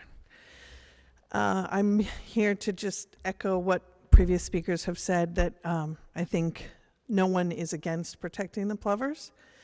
We have an unfortunate reality that we're only as strong as our weakest link, and we have, as Tom said, probably about 98% very responsible dog owners. I count myself as one, that I follow the rules. I adjusted to the new ordinance on and off even dates that are not easy and not convenient, but I do it. I pick up my dog's poop. I pick up other people's poops. But the bad players are the ones that cause the problems. A lot of people have talked about how many other open spaces there are for dogs in this town, and I question that. I disagree with it. Obviously, we can use Ravenswood, we can use Thompson's Reserve on sometimes. Today we tried to go to Ravenswood to avoid the wind at Good Harbor, and it was all ice. I mean, you would have had accidents and 911 calls for people falling. So it's not April. I understand April weather is not necessarily as icy, but I don't agree that there are as many opportunities for dogs to run, and dogs are meant to run at some points in their lives. So I really beg you to consider the compromise for those 30 days that will be removed from April, to leave Wingershik accessible to us, again as a temporary measure to be revisited should there be the opportunity for these threatened species to appear. But please consider that compromise strongly. Thank you. Thank you. Anyone else who wishes to speak for or against or in between? Okay, in that case, are there any communications, Madam Clerk? There are. And I believe you received most of the emails. Yes. Do you want to just give us Sure. a Okay. summary of how All many? right. In favor of the amendments, but excluding Wingershik Beach or other beaches, were 5. And then we have 20 residents who sent an email in, and some spoke tonight, so I didn't include that in the 20, that are in favor of the amendments to Good Harbor Beach and Wingershik. Okay, thank you very much. Any councilor questions to the technicalities of the ordinance change that you might want to address to Alicia or Mr. Destino, or? Nope. In that case, we will close the public hearing and call for the committee report. All right. Councilor LeBlanc. There's 3 parts of this. So the first part is the feeding and disturbing of wildlife. Ordinance Administration voted 3 in favor, 0 opposed, to recommend that the City Council amend the Code of Ordinances, Ordinance Chapter 4, Animals as follows. Section 4-2, feeding or disturbing wildlife, subsection A. No person shall disturb, harass, harbor, or feed directly or indirectly gulls, pigeons, waterfowl, coastal shorebirds, or crows, or on any street, beach, or other public property, or anywhere in the downtown area unless properly permitted by the appropriate state and federal wildlife authorities. Violations shall be subject to $300 fine per incident/violation. Subsection B, no person shall feed either directly or indirectly any coyotes on any public or private property. Violation shall be subject to a $300 fine per incident/violation. Section 4-3, endangered/threatened wildlife buffer zone. Buffer zone of 50 feet around an area will be established around any designated or protected for wildlife prohibited activities in the buffer zone include wiffle ball, frisbee, soccer, volleyball, paddleball, kites, inflatable balls, and any other activity that is involved objects that can fly or roll into the restricted area. Violation shall be subject to a $300 fine per incident/violation. Section 4, giving away live animals as prize award. No person shall offer or give any live animal as a prize or an award in a game, contest, or tournament involving skill or chance. The provisions of this section shall not apply to awards made to a person participating in programs relating to animal husbandry. Whoever violates this provision of this section shall be punished by a fine of not more than $100, and I so move. Moved and seconded. So this first motion deals with the buffer zone and feeding. So Yes. we'll talk about that. First, Councillor Cox. I'd like to make an amendment to strike "or anywhere in the downtown area" and replace it with "anywhere in the city." Because we're trying to correct something, so it doesn't make sense that we limit it to the downtown area. It should be just in general the city. Second. Moved and seconded. Okay. Well, let's deal with that one first. Any other commentary about that particular amendment? Yes, sir, Councilor Catt. I think that's a very good recommendation, and I would support it. Anybody else? So on the motion to amend, this particular motion to amend, simple majority, all those in favor say aye. Aye. Opposed? Thank you. Any other amendments for this particular? Okay, then on the, yes, Councilor Gilman? I don't know if I have support of this, but to me, it's $300 for anything but the endangered threatening wildlife buffer zone seems to be high, in my estimate. I'm the one that pushed forward the no feeding of coyotes and all those other issues last year, and it just seems like we have to think about how reasonable it is for somebody to get a fine so they don't go crazy and they're not appealing it and saying, you know, $300 just seems a lot. I agree $300 is absolutely imperative for the 4.3, the endangered threatened wildlife buffer zone. It just seems high, $300 if somebody, you know, throws a piece of bread out to a gull. I know it's wrong. I tell people when they're doing it, when I see it happening, but frequently they're absolutely clueless. $300 fine, we're going to have lines at the appeal office. It just seems to be high. So I'd like to amend and I don't know if I have the support, but I'll throw it out there. Are you offering an amendment? I am offering an amendment. To what? I'm offering amendment to 4.2A and 4.2B by deleting $300 fine and adding $100 fine per incident and violation. So, did you second? Okay, so the motion to amend is to change the fine in 4.2, 4-2, both A and B, to $300 to $100. Yes, Councilor Cox. What was the fine before?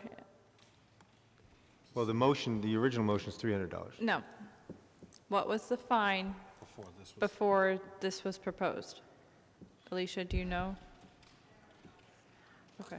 I'm pretty sure it's 100, but I'd have to check the ordinance. Councilor LeBlanc?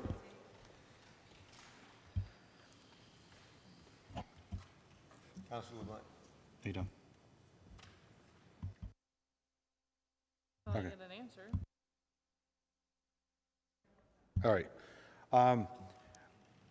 I'm not going to support the amendment. Cindy spoke earlier about doing your research before you come to a community. I hold several permits with the Mass Wildlife, and I hold a few permits with the Department of Marine, Division of Marine Fisheries. When I go and do things, my recreational sporting things that I do, I need to know the laws. If not, I also was a commercial shell fisherman in Gloucester, and I hold a recreational permit now. So I need to know the rules before I go out and to do things.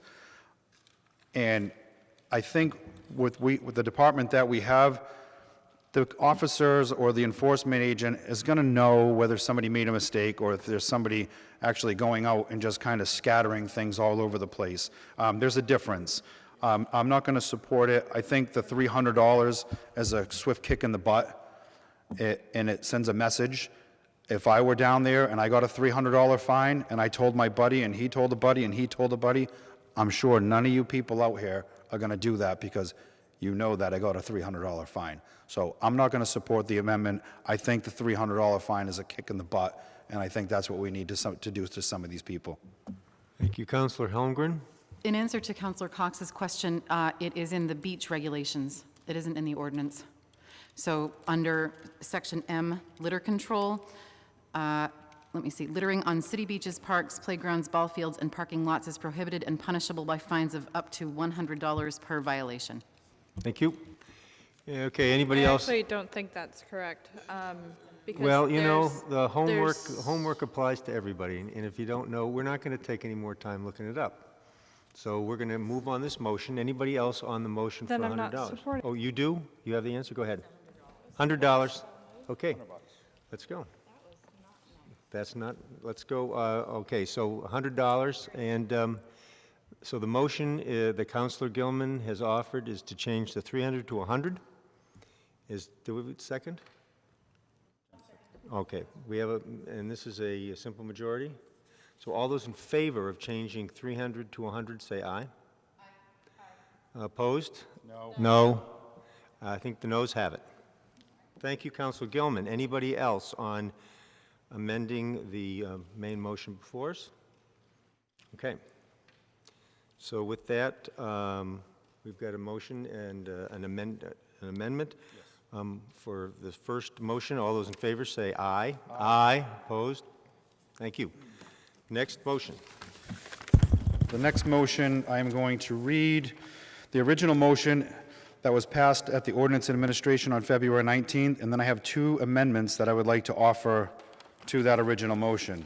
And the original motion would be, one second here.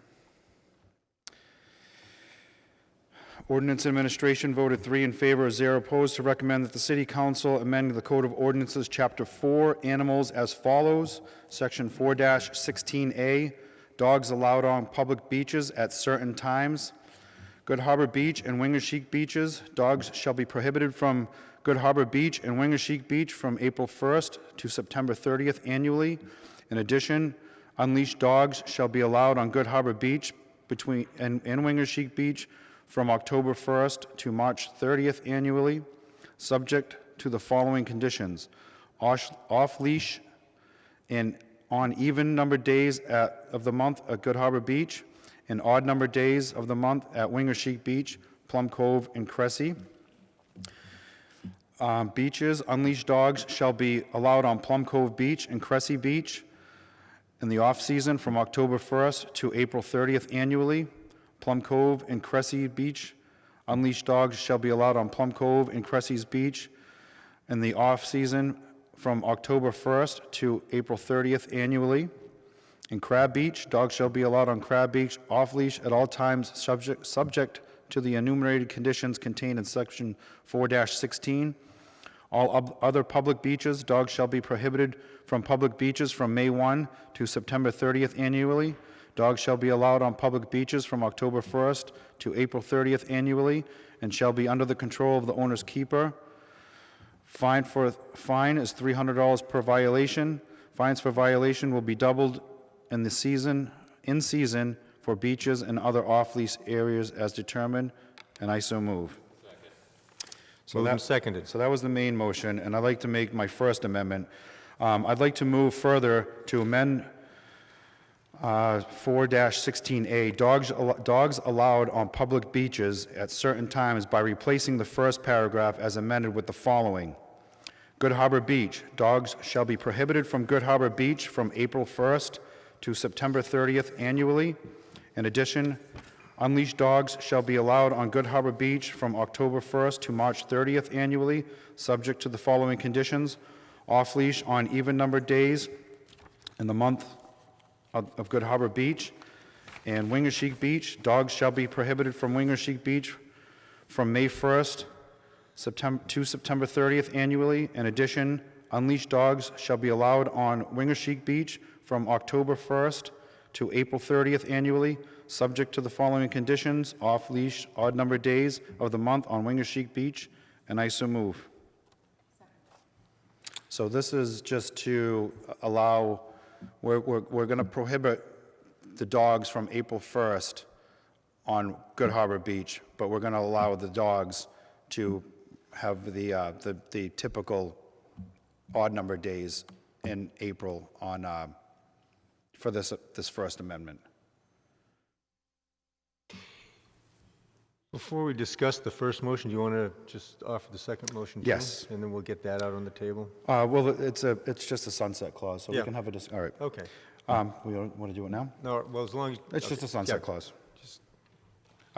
And the second motion, I move further to amend section 4-16A, dogs allowed on public beaches at certain times by including the second to last paragraph at the following.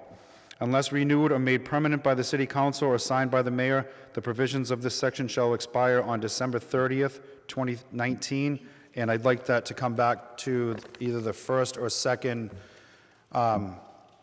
meeting of Ordinance Administration for discussion. Okay, great. So moved and seconded. Jen? So what I was just going to say was that now we've got, so now the intent of Steve's motions are to change the beach designation, and then, but to say that we're doing that with a sunset clause. So let's Correct. go to the first motion, which has been moved and seconded, about the differentiation between Wingersheek and Good Harbor. So, Councilor Holmgren. So I have two questions. One is housekeeping, just making sure that we say March 31st, and that's it. The second is that people have raised the point of, and this is just for discussion, keeping Wingersheek open to dogs for 30 days consecutively until April 1st, and I am wondering if we could entertain that or discussion about that. So we can certainly discuss that. You could offer that as an amendment, or why don't we have a discussion about the Good Harbor Wingersheek Beach in the, okay. My only, the only caveat would be, can I offer an amendment when there are already two amendments on the same ordinance. Well, you're suggesting to amend the First Amendment, which we haven't dealt with Yeah. yet. So, Okay. So why don't we deal with that, and Right. if it's passed, then you can offer an amendment to that. Okay.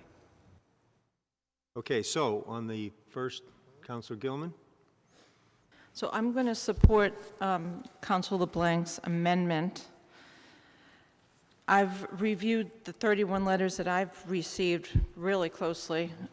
16 favored April 1st at Good Harbor Beach. 15 favored April 1st for both Good Harbor Beach and Wingashiek. 1 favored stopping dogs on the day a piping plover is observed nesting at any beach. I also wanted to just mention that no one made a statement that a dog was okay leashed, which is a provision under the 1993 Division of Fisheries and Wildlife. So I thought that that was favorable, that everyone here understands that we've had a hard time enforcing dogs on a leashed day. And I think that that's in respect to the piping plovers. And all of these people support doing what we're doing, what we're recommending on Good Harbor Beach, which I think says a lot for everyone's love for these chicks. So a bird hasn't been, a plover hasn't been spotted on Wingashiek since 2012, according to the expert from Kara Walker from the Fisheries Wildlife. So that's 7 years ago. And with a sunset clause, as we will be discussing shortly, I think that this is a fair compromise. So I will be supporting Council LeBlanc's amendment. Thank you. Thank you. Other councilors? Councilor Hecht? Mr. President, is it appropriate to ask an expert opinion at this point, or is this really just for council discussion? For council discussion. Okay. What I'm struggling with, fellow councilors, is how much are dogs deterrent to the nesting habits of plovers? Obviously, we've got dogs on Good Harbor Beach, and the plovers are nesting. My question relates more to Cranes Beach, and that would be, how many years have dogs been completely forbidden on Cranes? In other words, is the forbidding of dogs, when you look at the map that we all received of the density of nesting, it's enormous nesting at Cranes Beach, and we've got relative minor nesting. So my question is, internally, for how many years has Cranes been closed to dogs? And I'm trying to weigh the benefits of that in comparison to the huge volume of nesting that occurs there. I'm trying to have the relationship between dogs existing and birds nesting. And I'm not sure that Councilor Holmgren may have input on that, if she could be recognized, Mr. President.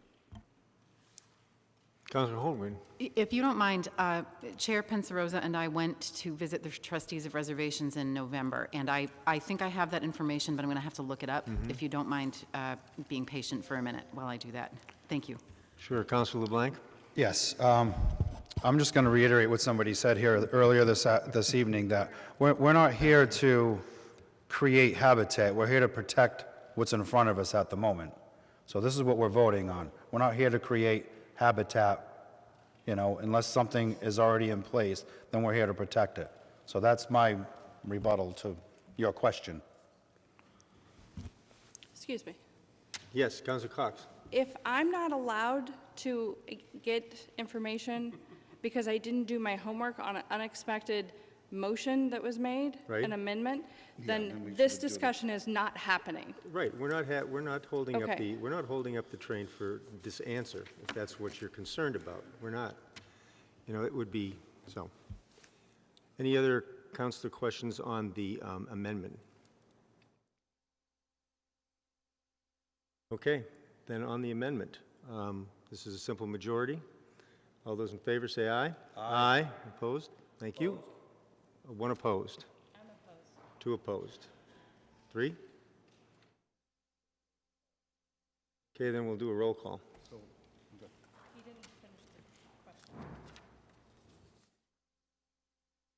So this is the motion to, that, you want to read the motion again?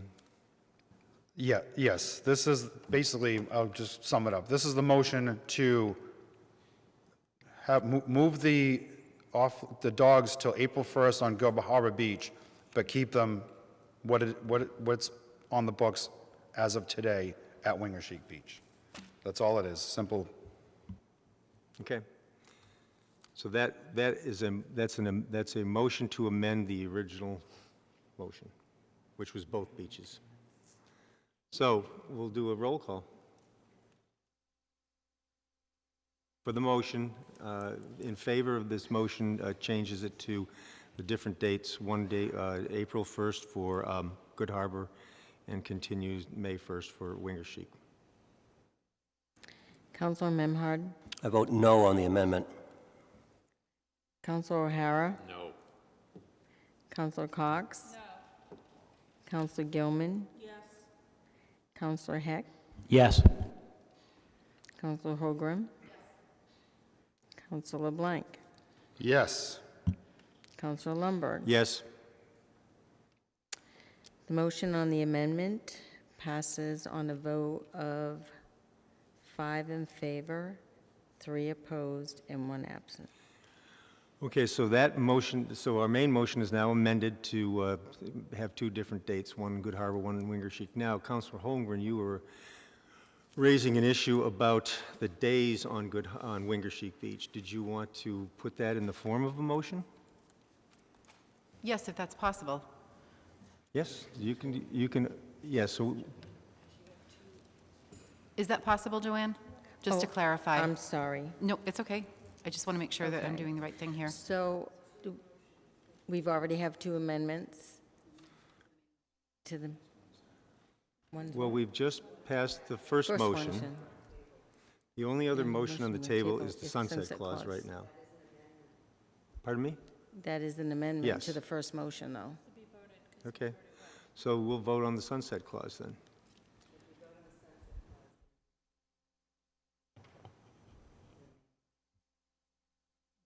No, we want to permit Councilor Holmgren to offer her amendment to the main motion. Why can't we have a discussion and she can make another motion if she wants? Yeah.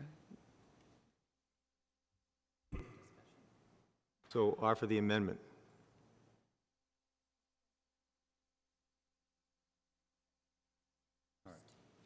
Okay.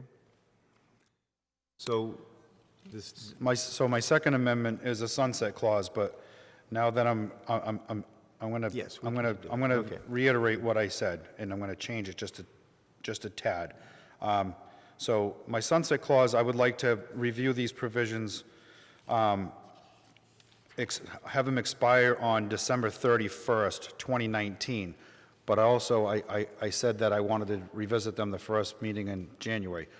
I want to strike that, and I want to have it at one of the meetings in December, because I don't want this to expire before we have to look at this again. so when we take it up, I don't think that needs to be part of the ordinance. We can take it up at any time. Right.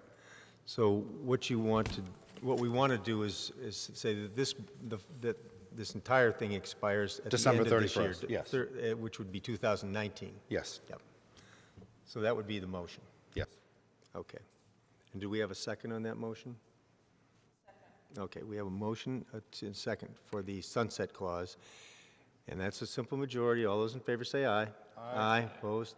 Okay. Now, we have amended the main motion a couple of times, and now, Councilor Holmgren, do you have another motion you'd like us to consider on the main motion? Yes, I do. I would like The main amended motion. The main amended motion, yes. I would like the council to consider the following. Wingershik Beach. Dogs shall be prohibited from Wingershik Beach from May 1st to September 30th annually. And in addition, unleashed dogs shall be allowed on Good Harbor Beach and Wingersheek Beach from October 1st to April 30th annually. And dogs may be allowed from, pardon me, April 1st to April 30th, off-leash on consecutive days. And I so move. So, yeah. So what you want is off-leash at Wingersheek on all days in April. Okay. Because right now, the way that the motions... I'll give Jen a second on this for the purpose of discussion. Okay, for purpose of discussion. Councilor LeBlanc? I won't support this year. I think this is a good step at a, meeting in the middle. That's why I think the sunset clause would be a perfect place for this, to revisit this again and see how things change next year. But I don't want to take too big a bite of the apple. I think this is, a good compromise between everybody. What we heard tonight was a compromise between most of the people agreeing with Good Harbor Beach as a nesting area and Wingersheek isn't. And I think that, the compromise is it is what it is, and I don't think that it's going to be that much of a big deal to, but that's just me personally. But I won't support it. I think we should keep it this way this year and then revisit it next year to see how it goes. Councilor Hecht? Thank you. I was not on the council when the even-odd arrangement came into play.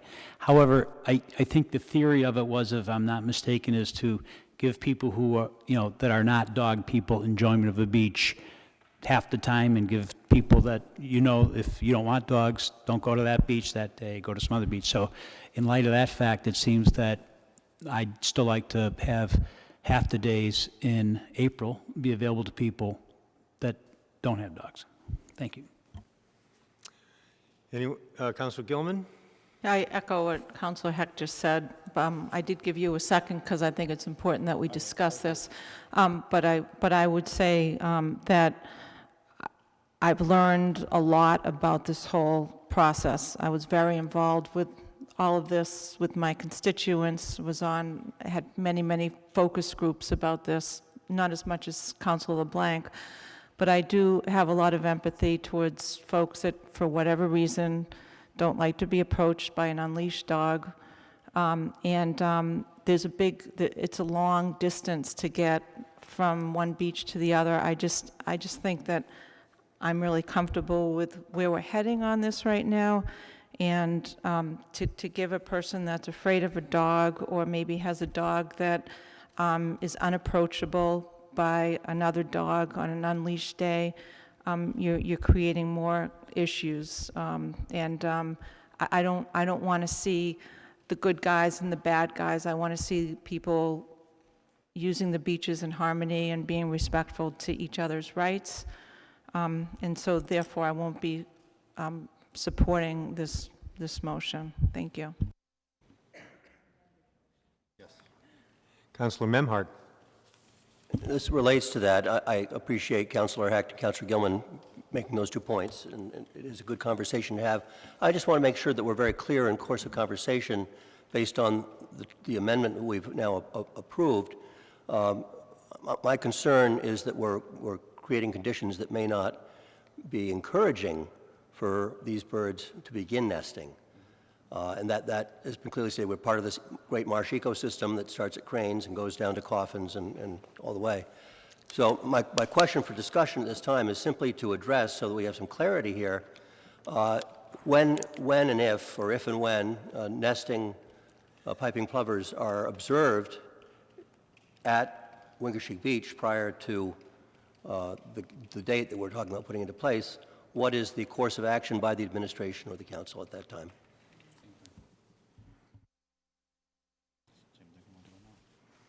Sure.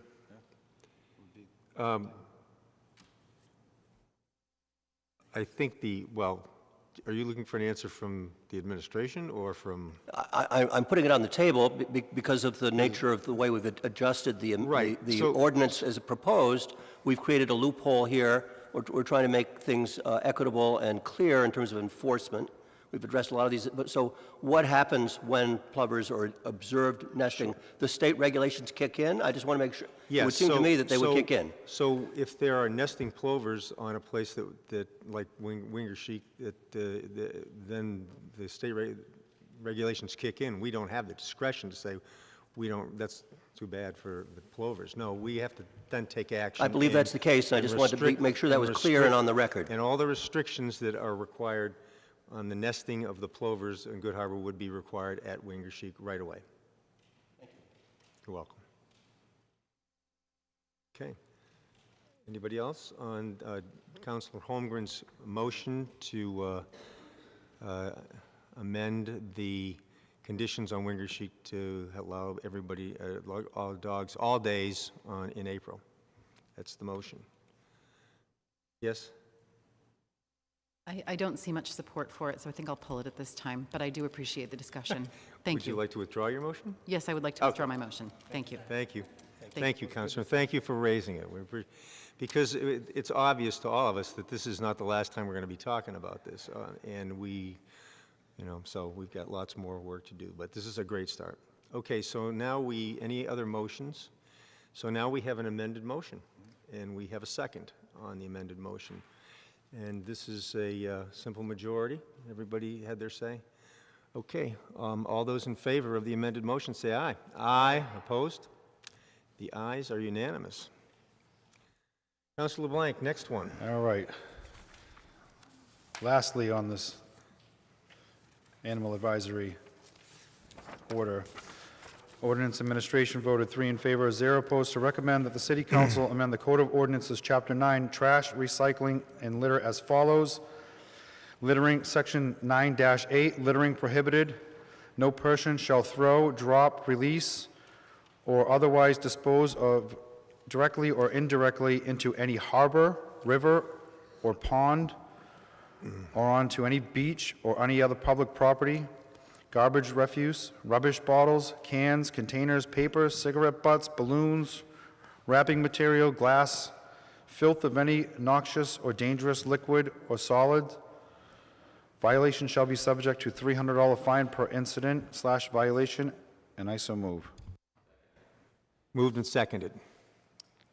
There's no narrative offered, but I want to just say briefly before we vote on this that I just want to thank the Animal Advisory Committee and all the plover people that went out and took their time. I know the Animal Advisory Committee put in hours and hours and hours of this, personal time and being on the committee time upstairs on the 3rd floor. Councilor Holmgren, Councilor Cox, Councilor Lumberg, and Councilor Memhard for bringing this forward. I know it was a lot of work. Compromises are hard. Not everybody's happy, but I think what we did tonight, the majority of the people will be happy, and that's a start. So thank you to everybody who participated in this evening and over the past year. Yes, Councilor Gilman. I realize that we haven't yet voted on this, but I do want to also make a request to the mayor that Public Works considers placing sawhorses with warning signs at the entrance of the footbridge at Good Harbor Beach, the entrance to the parking lot, the entrance next to the Good Harbor Beach motor inn, and the entrance between the private and public sections of Good Harbor Beach, consistent with the requirements noted on page 11 of the 1993 Fisheries and Wildlife. And I'd ask the council to support that because I think that that's extraordinarily important, because that way it will be easier for us to enforce it. Once a person hops over that bridge, that sawhorse is going to be right there. There's going to be a small place where a person can enter the beach, and it will have a very clear sign that says no dogs allowed, starting on so- April 1st. Yes, so we've got a lot of enforcement issues. That's one of many, but we can wait on that that is a request of the mayor, you're right. So let's finish up the ordinance first. Okay, thank you. Councilor Holmgren. I do have a brief comment. I want to thank the Animal Advisory Committee for its hard work. I want to thank the administration for all it's done and my fellow councilors for taking this so seriously. And I want to especially thank all the volunteers and everybody who has emailed us and who has come to speak. And I am heartened to know that our administration and department heads were able to put together this comprehensive plan, and it's pretty great. I understand an ordinance change would help augment the plan, and so that's why I support the April 1st date on Good Harbor. I agree we could be doing a much better job. The overall situation is complicated, which is why I'm glad the city's approach will be multidisciplinary. The protection plan includes implementing more prominent signage at beach entrances, for example. I also want the volunteers here to know that they can and should call the police if they see people littering, if they see plovers being disturbed, or if they see dogs on the beach when they should not be there. Only 11 calls to the animal control officer is a small number next to how much concern has been expressed here tonight. The overall situation is complicated, and I agree enforcement is an issue, as I said. To that end, on behalf of all of our law-abiding beachgoers, I reached out to Governor's Counselor Eileen Duff regarding why animal ordinance tickets are so frequently dismissed on appeal. She spoke with the Gloucester District Court Clerk Magistrate, who told her the two following things. One, our signage, and this is not pertaining to plovers, this is dog ordinance signage, is not clear. Recognizing that we as a city have gone through quite a few tweaks to the dog ordinance over the past 5 years, it is time for Gloucester to install clear and easy to follow signs for the benefit of residents and tourists, as was said tonight. Especially because we are also prioritizing other accommodations to make Gloucester more appealing to tourists, adequate signage pertaining to the dog ordinance, not just the plovers, would go a long way and wouldn't cost nearly as much as other measures we've taken, even if it needs to be updated every now and then. It's been 5 years since the City Council began to re-examine the old dog ordinance from 1977, and it is time for a sign upgrade. Second thing, many cases have been dismissed at the district court level because repeat offenders who do live in this city have refused to pay the dog ordinance fines, and the district attorney's office has not been willing to prosecute, so the court's hands are tied. This is an arbitrary and unfair thing to do. It doesn't support the thousands of law-abiding taxpayers living here, and it must be addressed. This goes for litter too, and for other beach violations. Our ordinances are on the books, and they must be enforced, or else they are worth nothing. It also does a disservice to our police department, who do work very hard on our behalf. I will be submitting a request to the mayor to get something going on both of these things. Thank you. Very good. Yes, Councilor Hecht. I just wanted to say, Steve, that Councilor LeBlanc, that I appreciate the sunset clause. I think it's very important, and it helps me to vote for this because we're dealing with nature. We're dealing with human nature. We're dealing with dog nature, and we're dealing with piping plover nature. And these are all moving targets with respect to Wingersheek and Good Harbor and Cranes. And so I really appreciate that amendment and all the work that's been said for all the committees. But I'm anxious to track what happens this season, and that you've put this in to say we have to address this again based on what happened and what we've learned. So thank you. So else, Councilor O'Hara, go ahead. Thank you. I've been very quiet. This issue has come about because of the potential violation that the city was exposed to last year. You know, we're doing the right thing, but legally we have to do the right thing. And I think it's important to keep that segregated. We can call it whatever you want, but we have to follow the laws that are on the books, whether it's state and federal. And I think that's extremely important that we keep that in the forefront, that we have no choice but to protect this species that we're talking about, being the plovers. So I too am a dog lover. Love dogs. A happy dog is a tired dog, and a tired dog is a dog that can run. But we owe it to protect this species. You know, the other side is we have to find some place for these dogs to run. But I just want to make sure everyone understands that we We don't want to be looking at a $25,000 fine, whether it's from the federal government or from the state. So let's do the right thing, and I thank everyone who participated tonight in discussing this. Thank you. Anybody else? So I'll say three things. First, regarding enforcement, this is a common theme, and some of the speakers touched on it, and I think we all feel that way.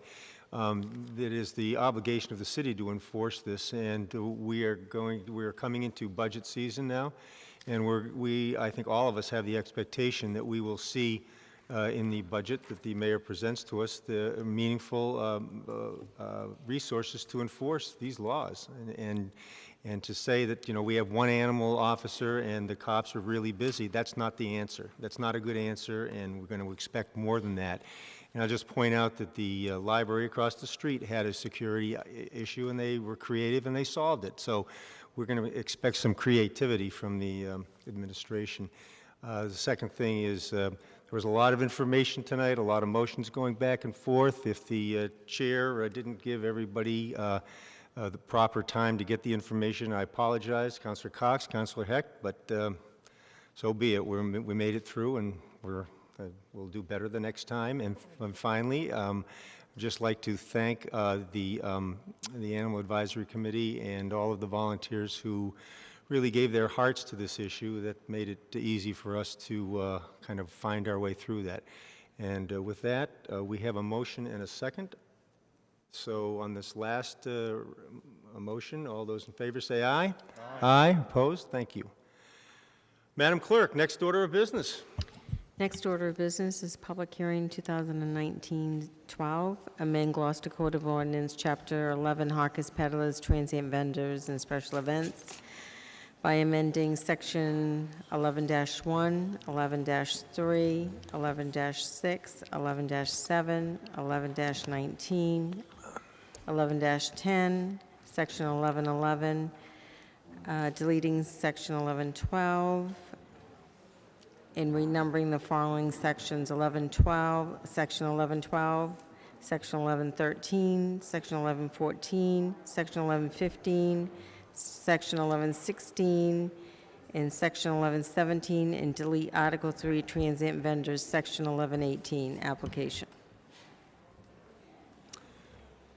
Thank you, Madam Clerk. I will open the public hearing and ask if anyone wishes to speak in favor of the proposed amendment. Oh, Counselor, nice to see you. Mr. President. Thank you. Mr. President, members of the council, just... Excuse me, hold on a second. Listen, folks, thank you very much, but we got other stuff to do. If you could take your conversations outside, that'd be great. Go ahead, Chip. Thank you. So this has been a long time coming. This is the Hawkers and Peddlers ordinance has gone through a number of different iterations. Councilor Cox started this process a couple years ago. The Muni Code review kind of kicked it into gear a little bit more, and along with folks from the administration, Councilor Cox, we have drafted, I think, a pretty good product for the council to consider tonight. So that's what's before you. I'm happy to go through and hit some of the high points. If not, I can be available for questions, and I don't know if Councilor Cox has anything to add. Thank you, Chip. Anyone else to speak in favor? Is there anybody to speak in opposition? Do we have any communications? There are none. Okay. Any councilor questions as to the technicalities of this rather lengthy? Okay, then we'll close the public hearing and call for the committee report.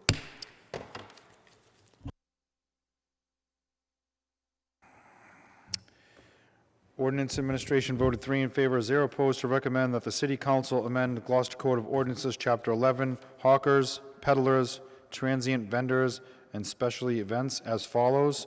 I'd like to waive the reading of the conditions. It's 5 pages long. If so be. Second. All those in favor say aye. Aye. Thank you. Okay. You don't have to read them. There you go. Have at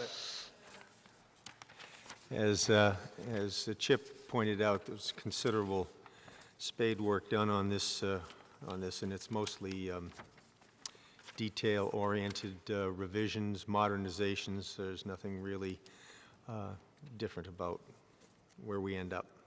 Councillor Cox, you were involved in this. Do you want to have any other comments? Yeah, I do want to send my appreciation to the administration, Chip in particular, for sitting through hours of meetings, along with Joanne, our city clerk, building inspector, and health department. It was a very collaborative effort to begin with, and then we kind of weeded out Board of Health and building inspector, and then really me, Joanne, Chip, and Jim really got into the language and the 50 different directions that each one of these changes could go wrong and could go right. Unfortunately, there's just a lot of intertwining with these regulations, with special events, and who pays, who doesn't pay, how much do they pay, when do they pay, and there were a lot of what seemed to be like, I don't want to say backroom deals, but waiving of things based on who you were in front of at certain times. So we removed the ability to have personal feelings or opinions on who pays and who doesn't, and the structure behind it, which is great because now there's a clean, concise ordinance for the special events committee to follow. And I really want to appreciate everybody's hand in this, because it was years in the works. So, and we're done until the next person has, you know how these things go. Councilor LeBlanc. Yes, I'm going to support this tonight. We vetted this at O&A. Councilor Cox and Chip and Joanne went through this and kind of got the gray areas and made them black and white, you know. So it made it very clear as to what we can and what we can't do, and what vendors and peddlers and events people can and can't do. So it really tightened things up, and I'm going to support this fully tonight. Anybody else? I agree with Councilor LeBlanc. It's a lot of what we do is really intricate and drudge work, and we really appreciate the efforts of those people who do it. And thank you, Councilor Cox, for being the councilor driver of this. Okay, you're here. So just a simple majority. All those in favor say aye. Aye. Opposed? Thank you. Next item, next order of business, Madam Clerk. Next order of business is public hearing 2019-13 to amend Gloucester Code of Ordinances, Chapter 2, Section 2-429, Chapter 3, Amusements, Section 330, Chapter 4, Animals, Section 4-16A, Chapter 6, Cemeteries, Section 6.4, 6-4, Chapter 12, Marshlands, Section 12-23 and 24, Chapter 13, Noise, Section 13-2, Chapter 14, Offenses and Miscellaneous Provisions, Section 14-13 and 14-16, Chapter 18, Schools, Section 18-6, Chapter 19, Secondhand Goods, Section 19-53, Chapter 21, Street, Sidewalks, and Other Public Places, Section 21-87, Chapter 22, Traffic and Motor Vehicles, Section 22-1, 22-2, 2256, 2257, 58, 59, 60, 61, 64, Section 2290, 92, Section 2293, 94, and Section, Chapter 23, Utilities, Section 2319. I'll open the public hearing and ask if there's anyone to speak in favor. And Chip, I think you've got the same patter as before. Go ahead. Thank you, Mr. President, members of the council. This is the second and final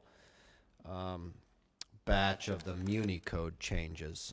As you'll recall, we split them into two groups. The first was the low-hanging fruit, which was very easily passed, little or no drafting involved, and that's been done already, and this is the second that it required some minimal drafting, but as you will recall, and for those at home, we had engaged MuniCode, which is the website company that houses the city's code of ordinances, both zoning and the general code, for a review, a top to bottom review of the ordinances, and they made recommendations on how to tweak our ordinances so that they are up to date and in compliance with state and federal law. So this is the second and final batch before you. So again, I'm happy to run through them or to answer questions, whatever you'd like. Thank you, Chip. Anyone else wishing to speak in favor? Anyone speak in opposition? Any communications, Madam Clerk? There are none. Any councilor questions as technicalities? Good. I'll close the public hearing, call for the committee report. Ordinance Administration voted 3 in favor, 0 opposed, to recommend that the City Council amend the Code of Ordinances as presented through a memorandum from General Counsel dated January 10th, 2019, pages 1 through 18, and I so move. Second. Moved and seconded. Chip said basically it all. summed it up. Yep. Anybody else want to pipe in on this one? Okay, a simple majority vote. All those in favor say aye. Aye. Opposed? Thank you. Madam Clerk, next order of business. Next order of business is other business. Discussion of procedure for the City Council's confirmation of the police chief candidate. Right. So I've added this to our agenda for tonight. As you will recall, we passed an ordinance last year to govern the selection of the police chief, and that process is pretty much done. The mayor and is considering 2 finalists. At one point, there will be 1 finalist, and the mayor will come to us to recommend that person. The ordinance says the mayor shall appoint a candidate from the list of subject to comprehensive background investigation, which I understand has been complete, conducted by the consultant, as well as funding of the contract and the confirmation of the candidate by the city council. So those are 2 things the council has to do, one of which would normally fall to budget and finance, the funding of the contract, one of which would fall to O&A, the confirmation of the candidate, and then those recommendations would come to the city council.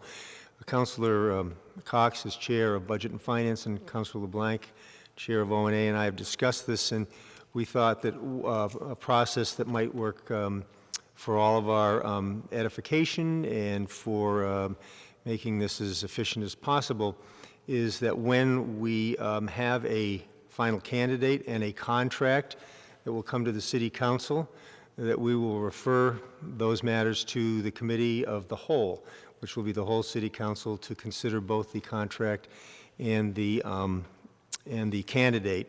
And we will have, so we will sit as a committee.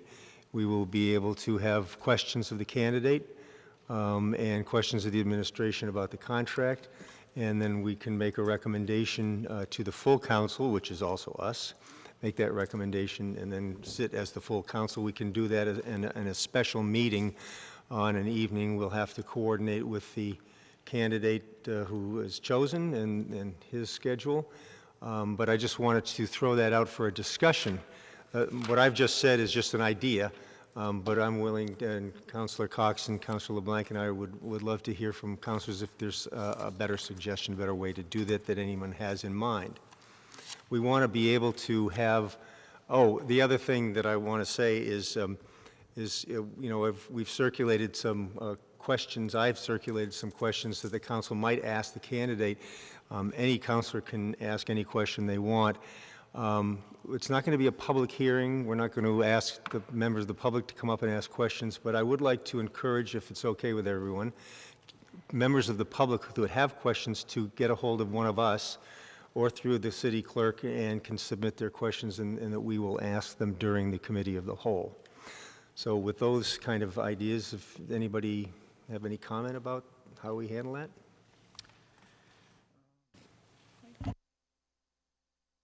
Councilor Cox. When Paul asked Steve and I to meet, I thought that the most fair and equitable way to do it was to have committee of the whole. So that way we're not going to multiple meetings. It's all of us, same even playing field, and we can hear the questions that are being asked by every one of us. I also asked that we do strict roll call for whoever's up for the next meeting, and one question per counselor until we are complete. No multiple questions, no, adding on to a question, but giving everybody a fair chance to ask the questions that either the public have asked us to ask or that we may have ourselves. So that's my only final add-in to that, would be that we do one by one. All right, Councilor Blank. Thank you. All right. The question part, I mean, I understand. I mean, this is an administrative hiring, and it's a confirmation through us. I think if we're going to ask questions, I think we need to run them by our, Donna Leet, to have her take a look at what these questions are going to be, especially, I mean, I know it's not going to be a public hearing, but it's going to be in front of the public, So I just think we need to really pump the brakes a little bit with the questions on what scope the questions will be in, I mean, like, we can't ask him if he's ever been involved in something or other in another community with, like we've had going on here before. I think we need to have some guidelines on the questions that are going to be asked. I mean, that's just my personal opinion. We don't want to put this guy on the spot, or whoever it's going to be on the spot, to answer something that's kind of, I don't want to say none of our business, because it is our business, but some of this stuff should have been vetted while we had the public process of the selection. So I think we've got to really be careful on the questions that we ask.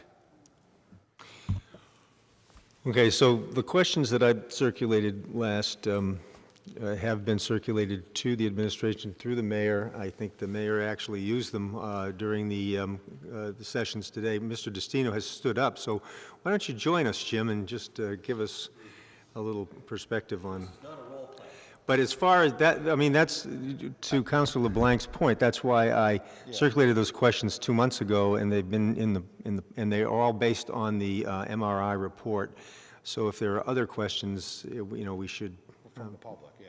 Yeah, so, Well, I mean, Jim, go ahead. You should handle this the same way you do any other department head. Like you would ask me any questions when I'm being confirmed, like you would ask any other questions. I mean, decorum is general decorum. But I did want to say, Mr. President, that because of the timing of this appointment, in the ordinance which says, the confirmation and approval, you'll see the contract and funding of the contract. But because of the timing of the way this is working, we're managing our money in the police department.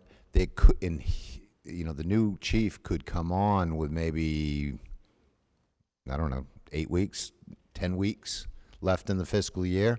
We may be able to manage the money going forward within this budget.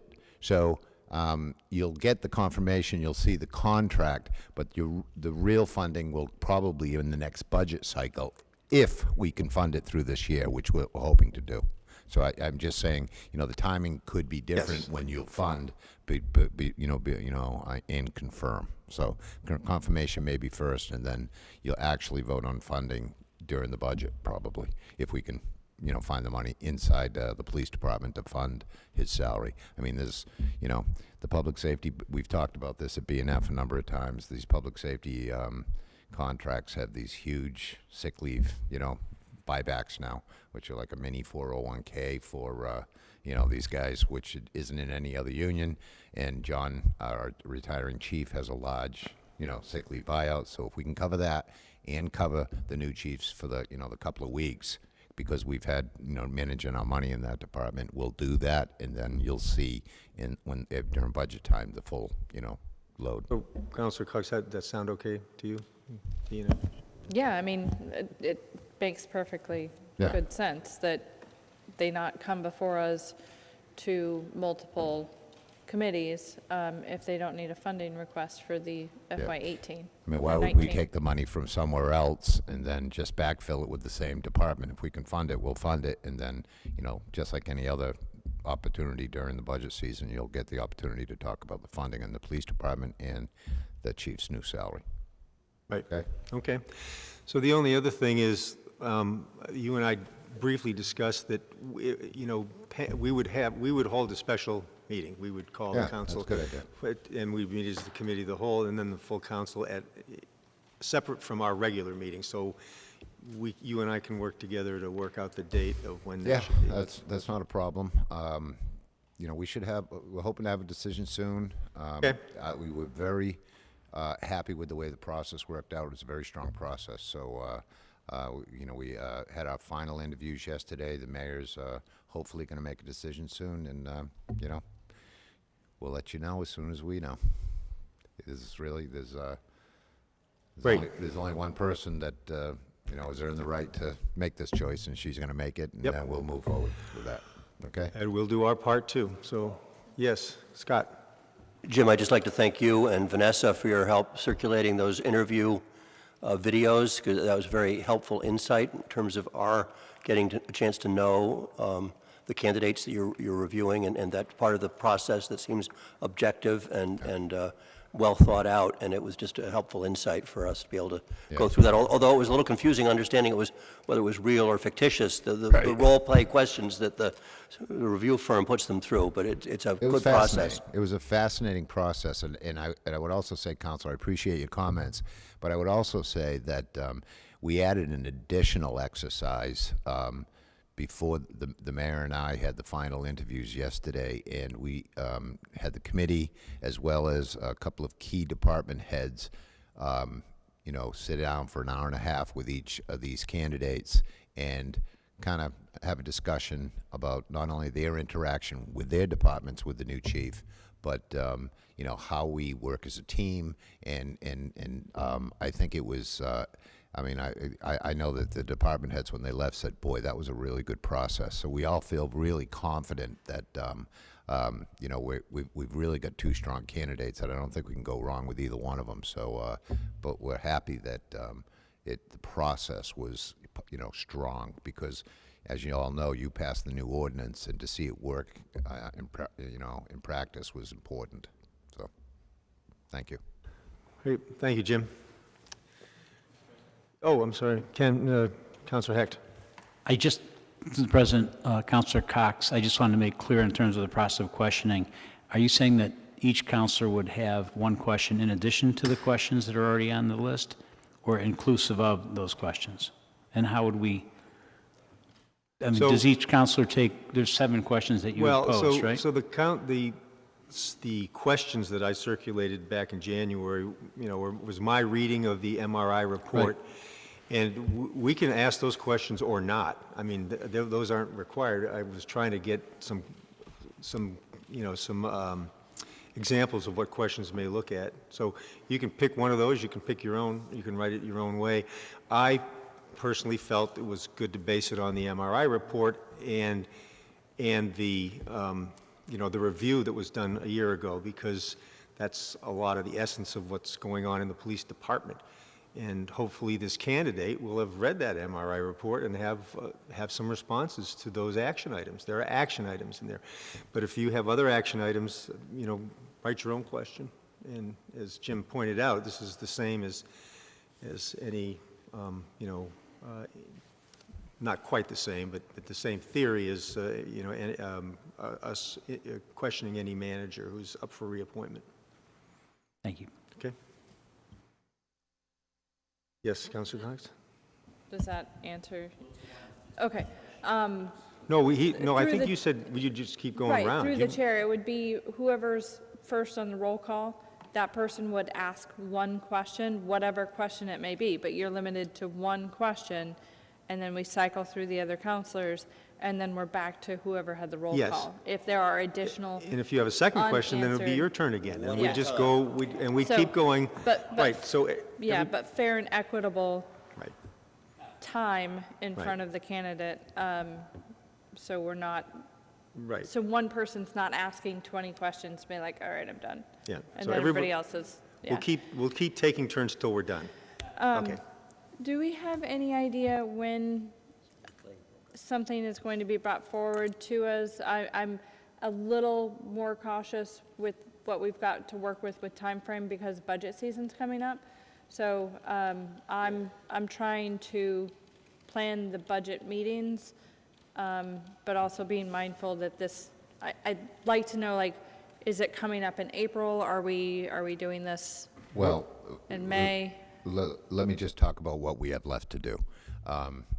First of all, we have to offer the job to the candidate. Then we have to negotiate a contract.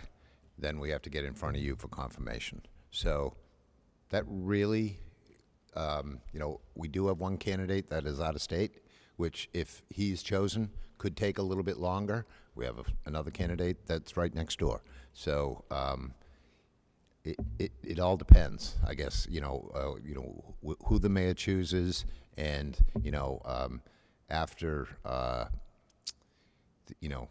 the negotiation of the contract, how much time they have to give their current employer for notice. Some of these, it's a different scenario for each one of them. Some of them 90 days have to give. Others could be as little as 2 weeks. So, we don't know yet, but we're going to move it along as fast as we possibly can because we want them to start as soon as possible. I would hope that we should have this all wrapped up before the budget review starts. I've sent out, we're sending out, I should say, V and I have started the budget guidance for department heads. In the last week of March, first week of April, we'll be meeting with all the department heads, going over their budgets, and hopefully have that wrapped up. We should be getting our health insurance number in a couple of days. The schools are already well into their budget process, and, hopefully we'll get that budget to you the last week of April. So, okay? Any other questions for Jim? Okay, great, thank you, Jim. Madam Clerk, next item. The next item is the update of the Waterways Board by City Council Representative Councilor Steve Luang. Councilor LeBlanc? I'll make it quick. Vanessa, thank you for the tea today. It was tremendous. Got me through the night. Thank you. Couple of things from the Waterways Board. We didn't have a meeting last month. We had a few of the members in front of O&A for their reappointments. But tomorrow, TJ will go before the Seaport Economic Council for a $1 million grant for the Harbor Master's Office. We've introduced the mooring info and brought the entire permitting online, so the mooring float permits and the wait lists are all online. You can do that, which is huge. It was all done by paper just a few short years ago, which is amazing. We're going to have kayak racks at different public landings. So this is a really cool thing. So you'll be able to rent a space in these kayak racks and have a designated number, and you'll be able to store your kayak and then bring it down to the boat ramp or down to the river or boat wherever you feel like putting it in. And it's another way to get on the water, which we know kayaking and paddleboarding has been huge lately. We're finalizing the dredging plans with the Army Corps of Engineers for the Annisquam River, which is vital for our river because it's being choked out. We're preparing for the upcoming season. Anticipation is going to be one of the busiest seasons that we've ever had in the Harbor Master's Office. And we're just continuing marketing with the Discover Gloucester, which is really cool. So there's just a few things going on down there, but it's going to be a busy summer, and we all know what TJ and Chad have done down there the past couple of years. So I'm looking forward for the next few years. Thank you, Councilor. Very good.